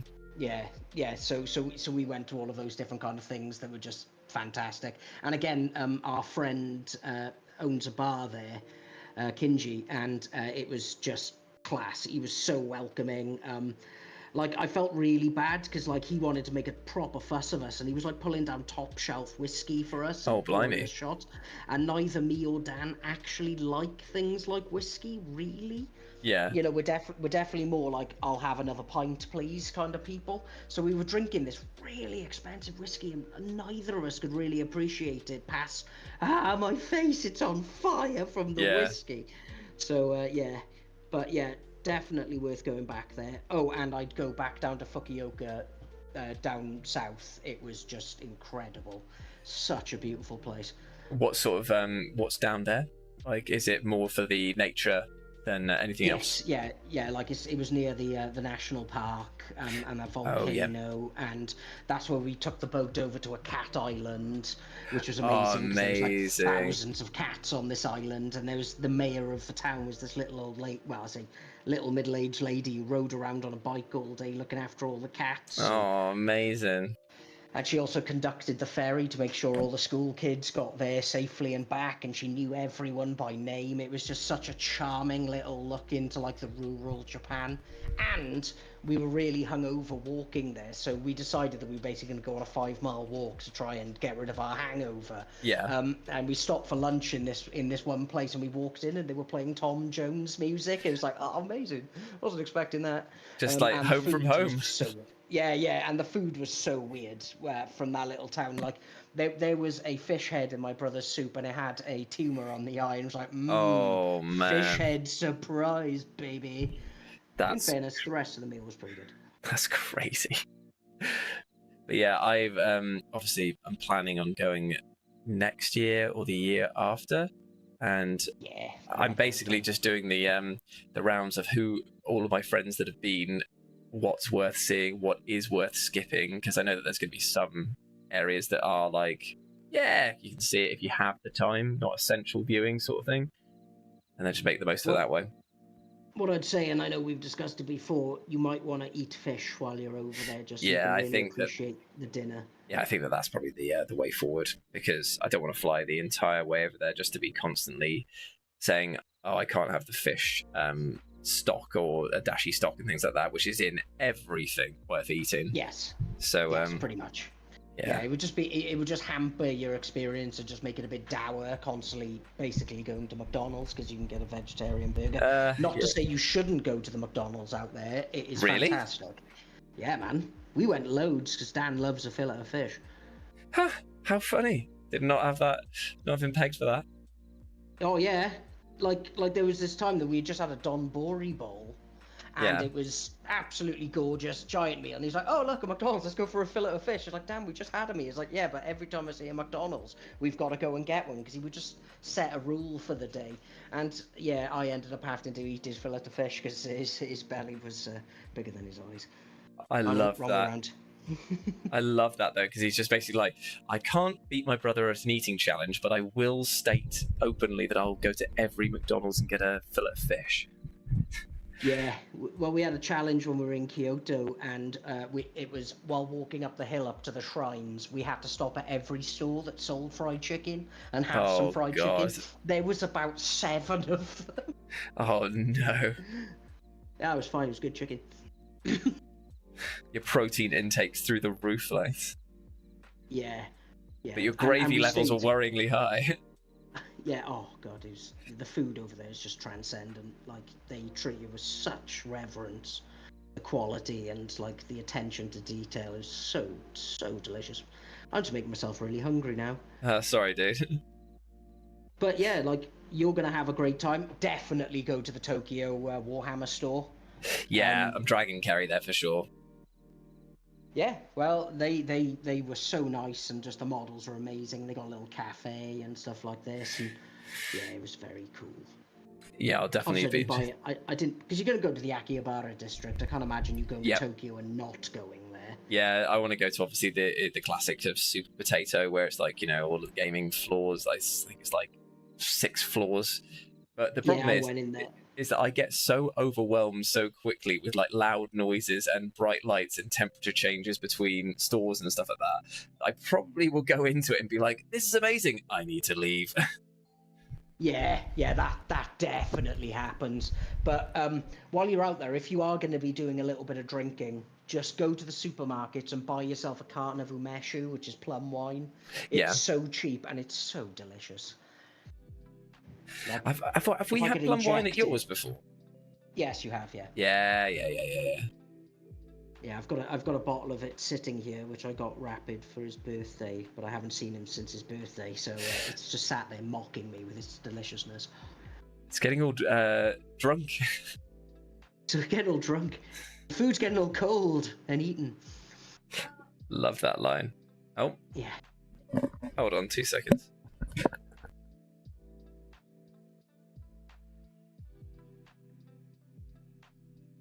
Yeah, TJ, yeah, it's impressive when you see like the willow tree and things like that. It just really brings into stark contrast how much destruction happened in that area. Hello. Sorry, I heard Kerry go ow, and then it's been deathly silent ever since. I should get up and check, but I've now heard it. I'm sure she'll make more noise. I think I've heard the steam cleaner go on, so I imagine that she's accidentally steamed herself. Nice. Smooth. I know, real smooth. I mean, I can't talk. The amount of like chaos and destruction I do to my own body by doing. I've been painting the patio slabs recently, and the amount of times that I've like put my paint pot down and gone, that is a smooth ass, fine ass line. Oh god, the paint pot was dripping, and now I've got to repaint the other side because it's 2 different colors on the slabs. Oh no, yeah. But my Warhammer painting is coming in clutch here, because I've been using masking tape along one of the edges, and obviously the masking tape, no matter how much you use it, even if you paint over it with the primary color again, it still bleeds underneath if it's not a level surface. And because paving slabs are not level surfaces, it's quite a lot. So I'm just down there on my knees with a tiny paintbrush going like It is. Dude, I do that with small paintbrushes when I'm doing walls and stuff like that, just going around certain sections, because much like me, you have a million brushes. Yep. So you could spare a couple to emulsion. Yeah, exactly. And to be honest, I have thoroughly enjoyed it, because I'm just like, finally, my painting skills have real-world practical uses outside of painting miniatures. Yeah. I painted some of the doors downstairs, and my god, they look so much nicer now. That's the thing, isn't it? Hot pink, obviously. Oh yeah, definitely. Like adding in just a splash of colour into a house really does like elevate things, doesn't it? Yeah, although I do regret not just painting everything white, because it's so much easier, especially if you don't have to do the cutting in on the ceiling. But now it's timeless. Yes, timeless. Oh, the stupid names they give the paint. Then again, we deal with Citadel paint, you know. They have ridiculous names that don't tell you anything about it. If you didn't, yeah, some like if you got the name of it, unless you knew Warhammer, you'd be like, I don't know what the fuck colour that's gonna be. Yeah, I do feel very sorry for say people going in there to try and buy paints for like their spouse, partner, brother, sister, whatever, and it's just like, do you have Bestial brand? Oh, I'm sorry, we only got Cygor brand in stock. That sounds okay. Like, wrong. Yeah, exactly. It's like, I need Grunker fur. What is Grunker fur? Yeah. It's so stupid. Actually, if Doug's in the chat, he might remember when they made the change from the old paint names, like the old Chaos Blacks and stuff, and then moved over to this one. Or was it kind of just like a gradual thing of like, it's like, we're introducing Abaddon Black alongside Chaos Black? Because sometimes they do like to have a big old reboot, don't they? And it makes sense. I remember one time when I went into the Games Workshop when I was very, very young, and their till broke. And my mum basically went over and did all the calculations for them while they were doing it because she was faster than the guy on the calculator. That's Like, funny core as. memory locked in. They Nice. offered her a job. No way, that's so They're like, good. do you want a job? Because that was amazing. It's like, no, I'm a doctor. I don't think I'm going to switch career Yeah. now. You couldn't pay me enough to stay here. And then she spat on them. Yeah, pushed them over, called them words. Yeah. The wedgies were brutal. Yeah. But, you know, she showed them. Oh, so Doug's saying that there have been 3 to 4 paint changes over the years. See, I have only ever remembered like what is currently now, if you know what I mean. Like, I've never known Chaos Black. I don't. I did, because I had them when I was very little. And they've changed again recently, because they're now called Warhammer paints, aren't they? Oh, No technically, longer yeah, Citadel. yeah. No, you are technically right with that one. To be fair, that was a kind of smart Technically, move. right's the most important. Yeah, I think that was a smart move on their behalf to like get everything all under one branding umbrella. Yeah, although I'm not going to call it the Warhammer shop, it is Games Workshop. Yeah, exactly. I wonder if they're going to what else they're going to rebrand, because I've got a load of old white dwarfs that I picked up. I must have told you I had Gary B's collection for a bit, and then I gave them back to him. Yes? Question mark? Yeah. Or they didn't make the journey down from Newcastle. Then I bought a load in a charity shop that were there, and I was looking through one of them the other day, and I didn't know that GW used to do an extensive range of hobbycraft tools, way beyond what it does now. They did their own licensed paint gun, airbrush. Sorry, they had like styrofoam cutters. They had loads of like tools for shaping and molding stuff, and I'm like, what the hell? What's all this? Well, they had to homogenize it, didn't they? So people couldn't make their own terrain and stuff like Yeah. that. It's like back in the day. If someone turned up with a bought stomper, they were a noob.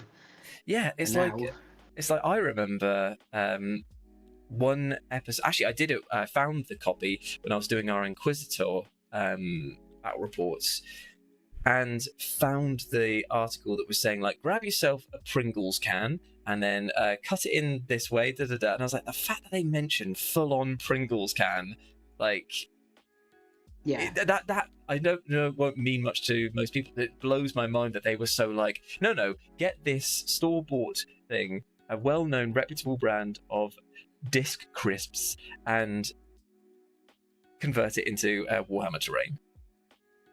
it was a better time, wasn't it? When it's that kind of attitude to it. It's like, this is a hobby we all do. Let's all enjoy it together. Yeah, exactly. Now, no. What are your feelings on the painted terrain that they're bringing out? I think it is a fantastic idea for those who have limited hobby time. Yeah, I agree. For someone who's young family, they still want to be a part of their gaming group with their friends, but they definitely don't have the ability to do everything. I think it's absolutely fabulous. For us, it's kind of a bit pointless because we have a remorseless painting machine called Doug, who makes the most wonderful terrain, and it's to the point of which his garage might as well just be entirely terrain. You know, like we have no need for pre-painted terrain as such. Yeah. But yeah, absolutely think it was a great move on their part. However, the prices can suck a D. I haven't seen the prices. Have they put them out or like highlighted how much they're going to be? No, but you can imagine, can't you? Yeah, Buying a Citadel terrain kit that would have been like £100 for all the walls, and then add painting onto it. You know that it's going to double the price. Yeah, for sure. Oh, Super Armstrong's made the chat. Hello. It's not a problem that you're late. It just matters that you're here. Welcome. We're doing the extra. Well, I'm doing the extra fun bit here of adding battle damage and light silver to metal. Woo! But at least the legs are done now, which is nice. I'm just adding white to little bits of their grey undercloth. Oh, my favourite. Slapdash at best. Absolutely. At best. YouTube channels for even mentioning 3D printing. That's so lame, though. It's such an amazing part of the hobby that people print these things and make it look. What are they doing? John mentioned in the chat that they're cancelling hobby YouTube channels for even mentioning like 3D painting. What? Really? You can't ignore that an entire industry has popped up, and frankly, half the people who own 3D printers are either printing bits for computers, cars, etc., or hobby stuff. You know? So, wait, so like, look at this. I printed this because I wanted my own texture palette. Yeah. Like, of course I'm gonna just print it instead of paying for it if I've got a printer. It's just mad. Yeah, that is a pretty bold move from GW, even by their standards. I think it would be described as jerky, and not the delicious kind. Yeah, sometimes the business practices that they do are very like, oh, it's hard to like you, you know? Yeah. Yeah, I love you, but I don't have to like you. Yeah, 100%. That's the perfect way of expressing it. Oh, good old GW. Ostracizing their own fan base. They won't be happy until all they've got left are the whales. Yeah. In fairness, Wales is the best. And I know you meant with the H. Yeah.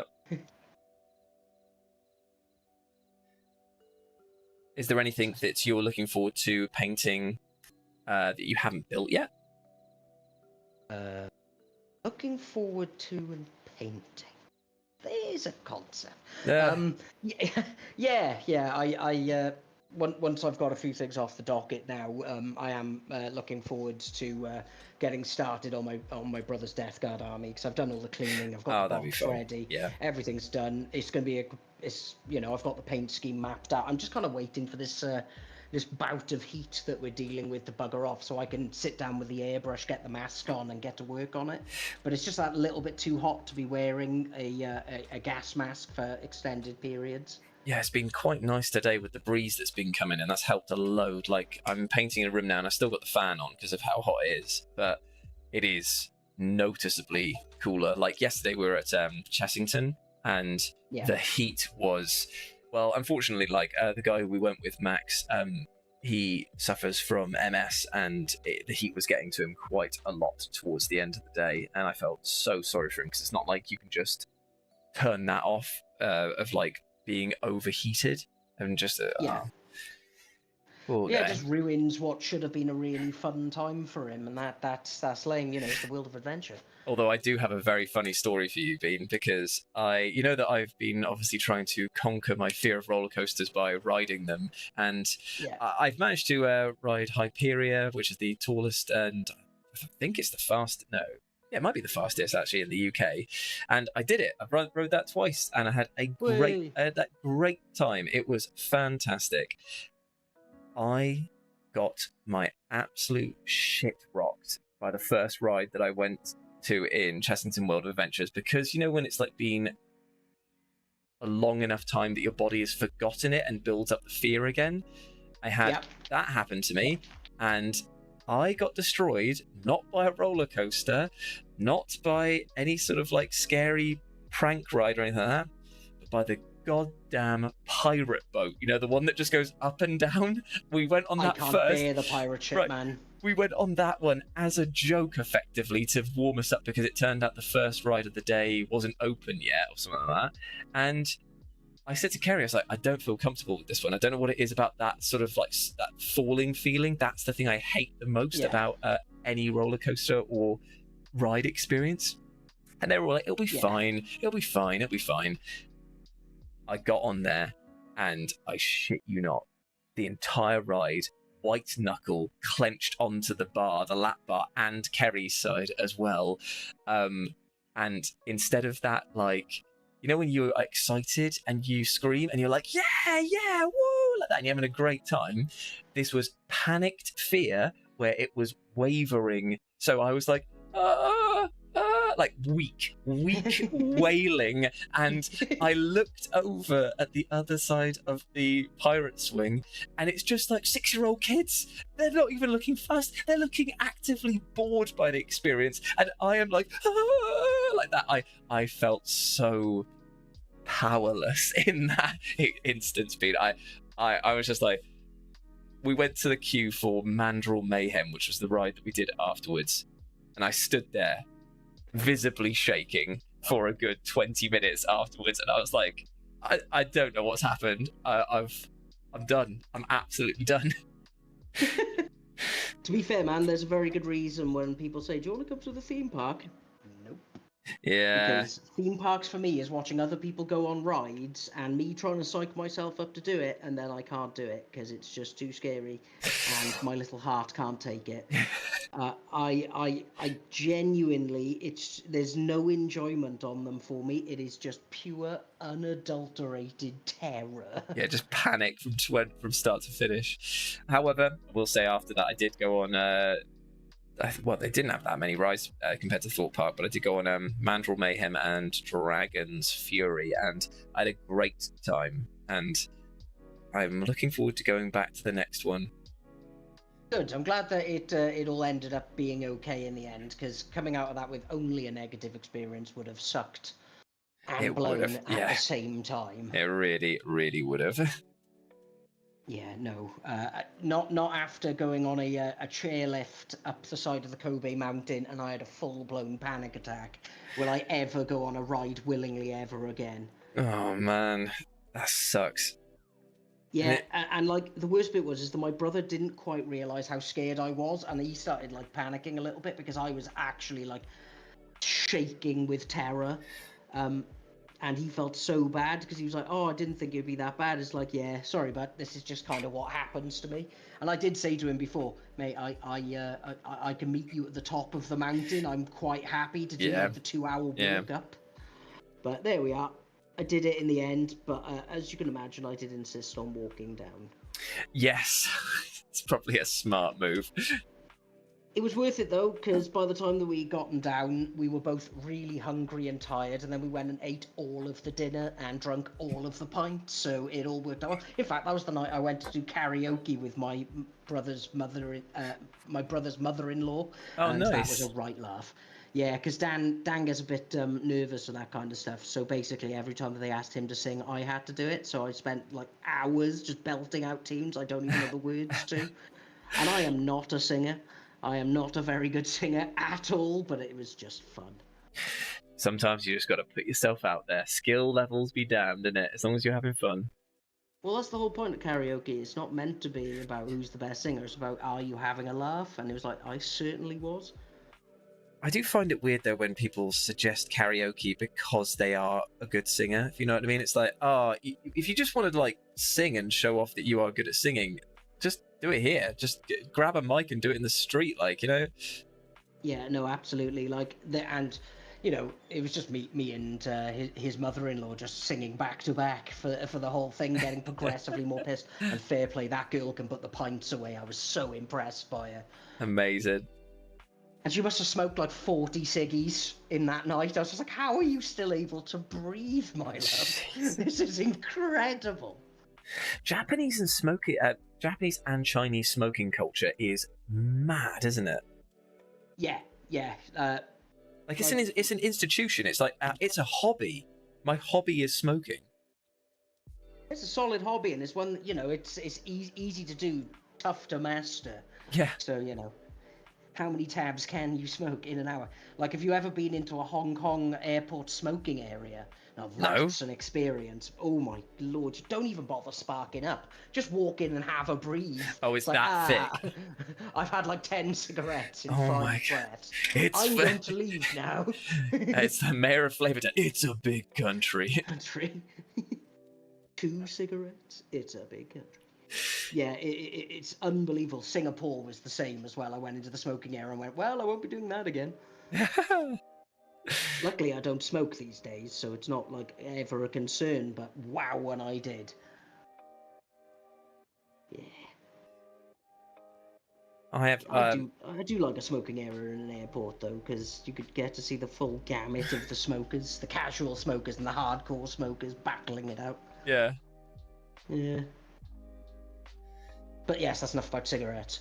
Can you vape in those in airports, or do you have to go to? You certainly can, but it's kind of pointless because you're going into those smoking areas. So what I meant to go into. Oh, you have to vape in the smoking area, right? got you. Yeah, and so basically you're taking a toke of the vape, and all you're doing is taking in an entire cigarette when you do it. It's like, oh, my love.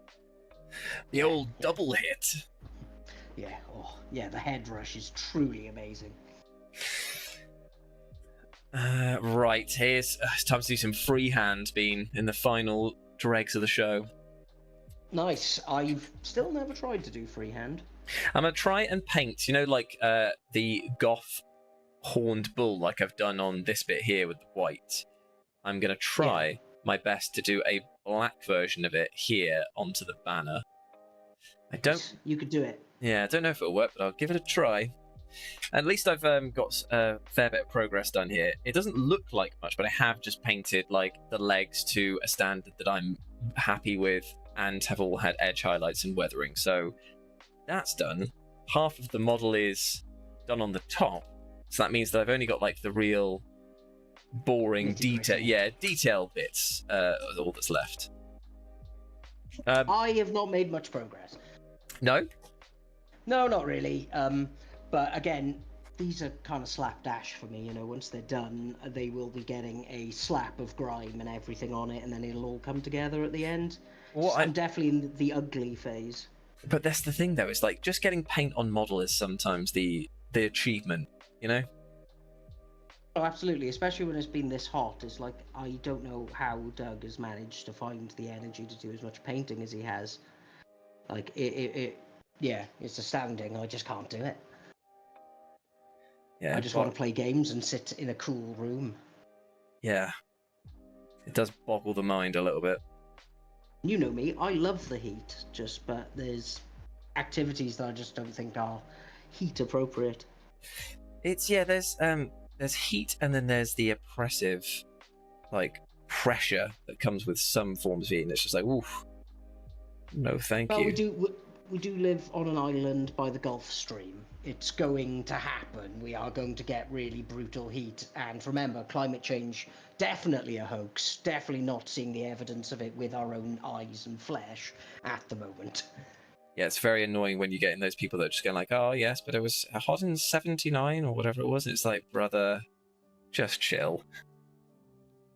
Yeah, it's like in my area, the once-in-a-century storm that happens every year now. Oh, yeah, because of all the flooding that happens down your end. And it's just like the council is just sticking to that line of like, nah, we don't need to fix this. You're overreacting. Yeah, and where I live, it's like the yellow brick road. There's only one road into my area, and once that's flooded, it's not very easy to get to my house. Rob says here, my local worst Michael Jackson drunken karaoke tribute act here helps when the audience is drunk at night and have no idea how to moonwalk. Oh, yeah. Yeah, no, but that's the thing, the crowd's involved. It's lots of fun. Like, I went on a stag do, and someone I know ended up getting on the mic, and he started getting the crowd all involved and stuff, and the bouncers got really angry and threw him out. It's like, but everyone was having a laugh. Why is this a problem? That completely has just reminded me that I went to a wedding on Saturday, and it was the most raucous wedding I think I've ever been to, mate. Like, unbelievable amounts of chaos.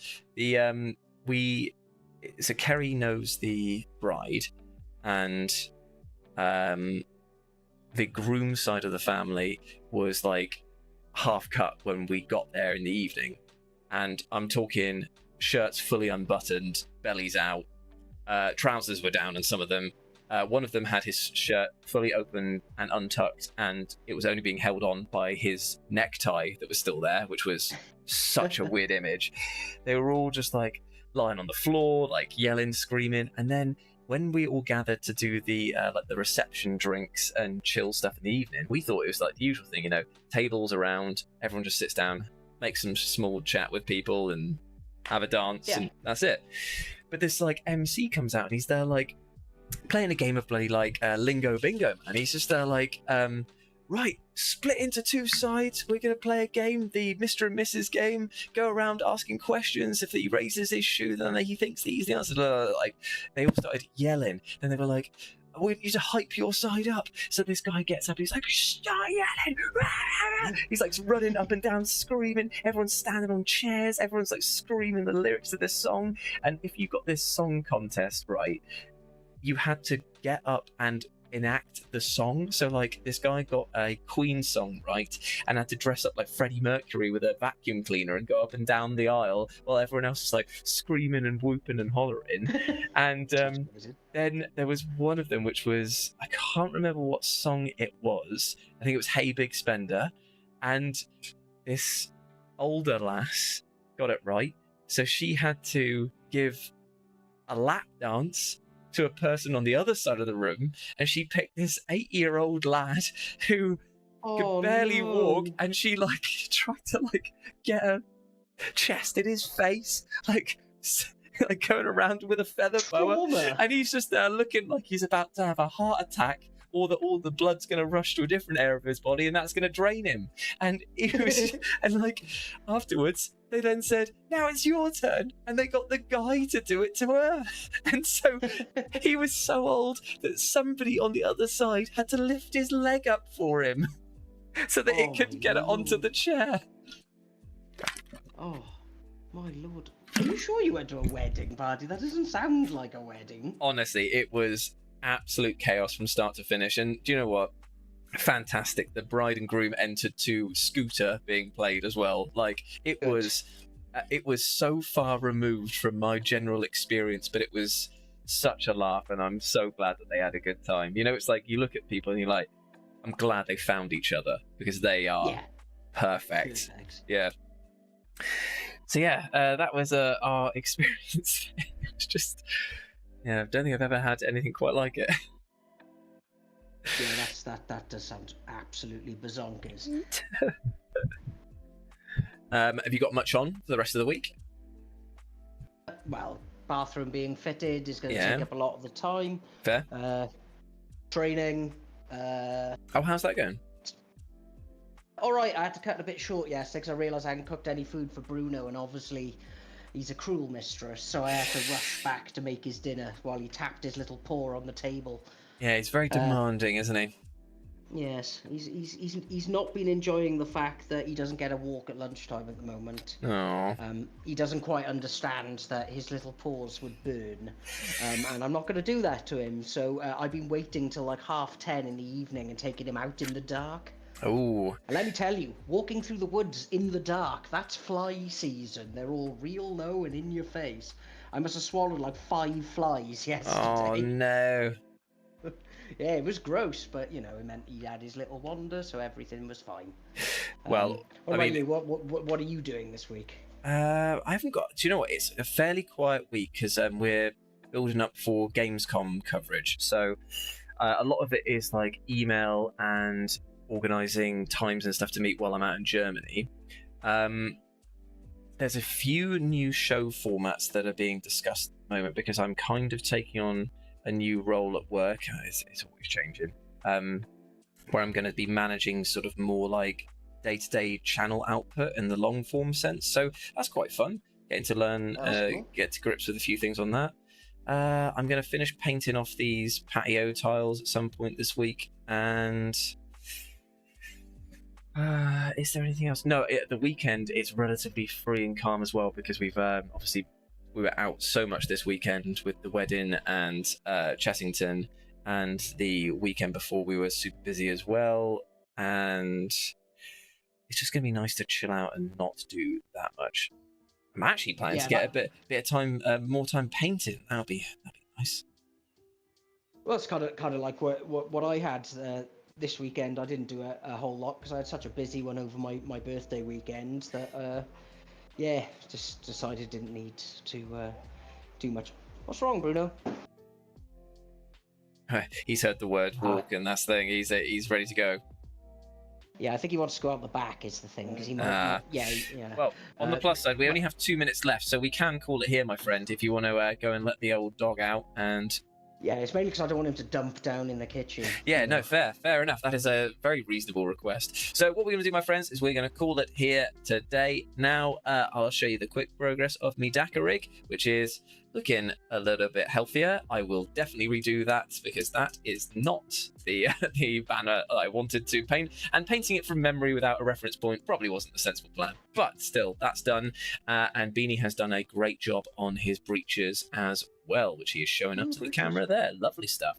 So I'll let him go and have a not dumped on floor. I'm going to go and make myself some dinner myself. Hope that you all have a fantastic rest of your evening and the rest of your week. Hope that this started off well for you, and we will see you all soon. Thanks for joining in, and we'll catch you in a bit. Bye, everyone. Bye, guys. See you later.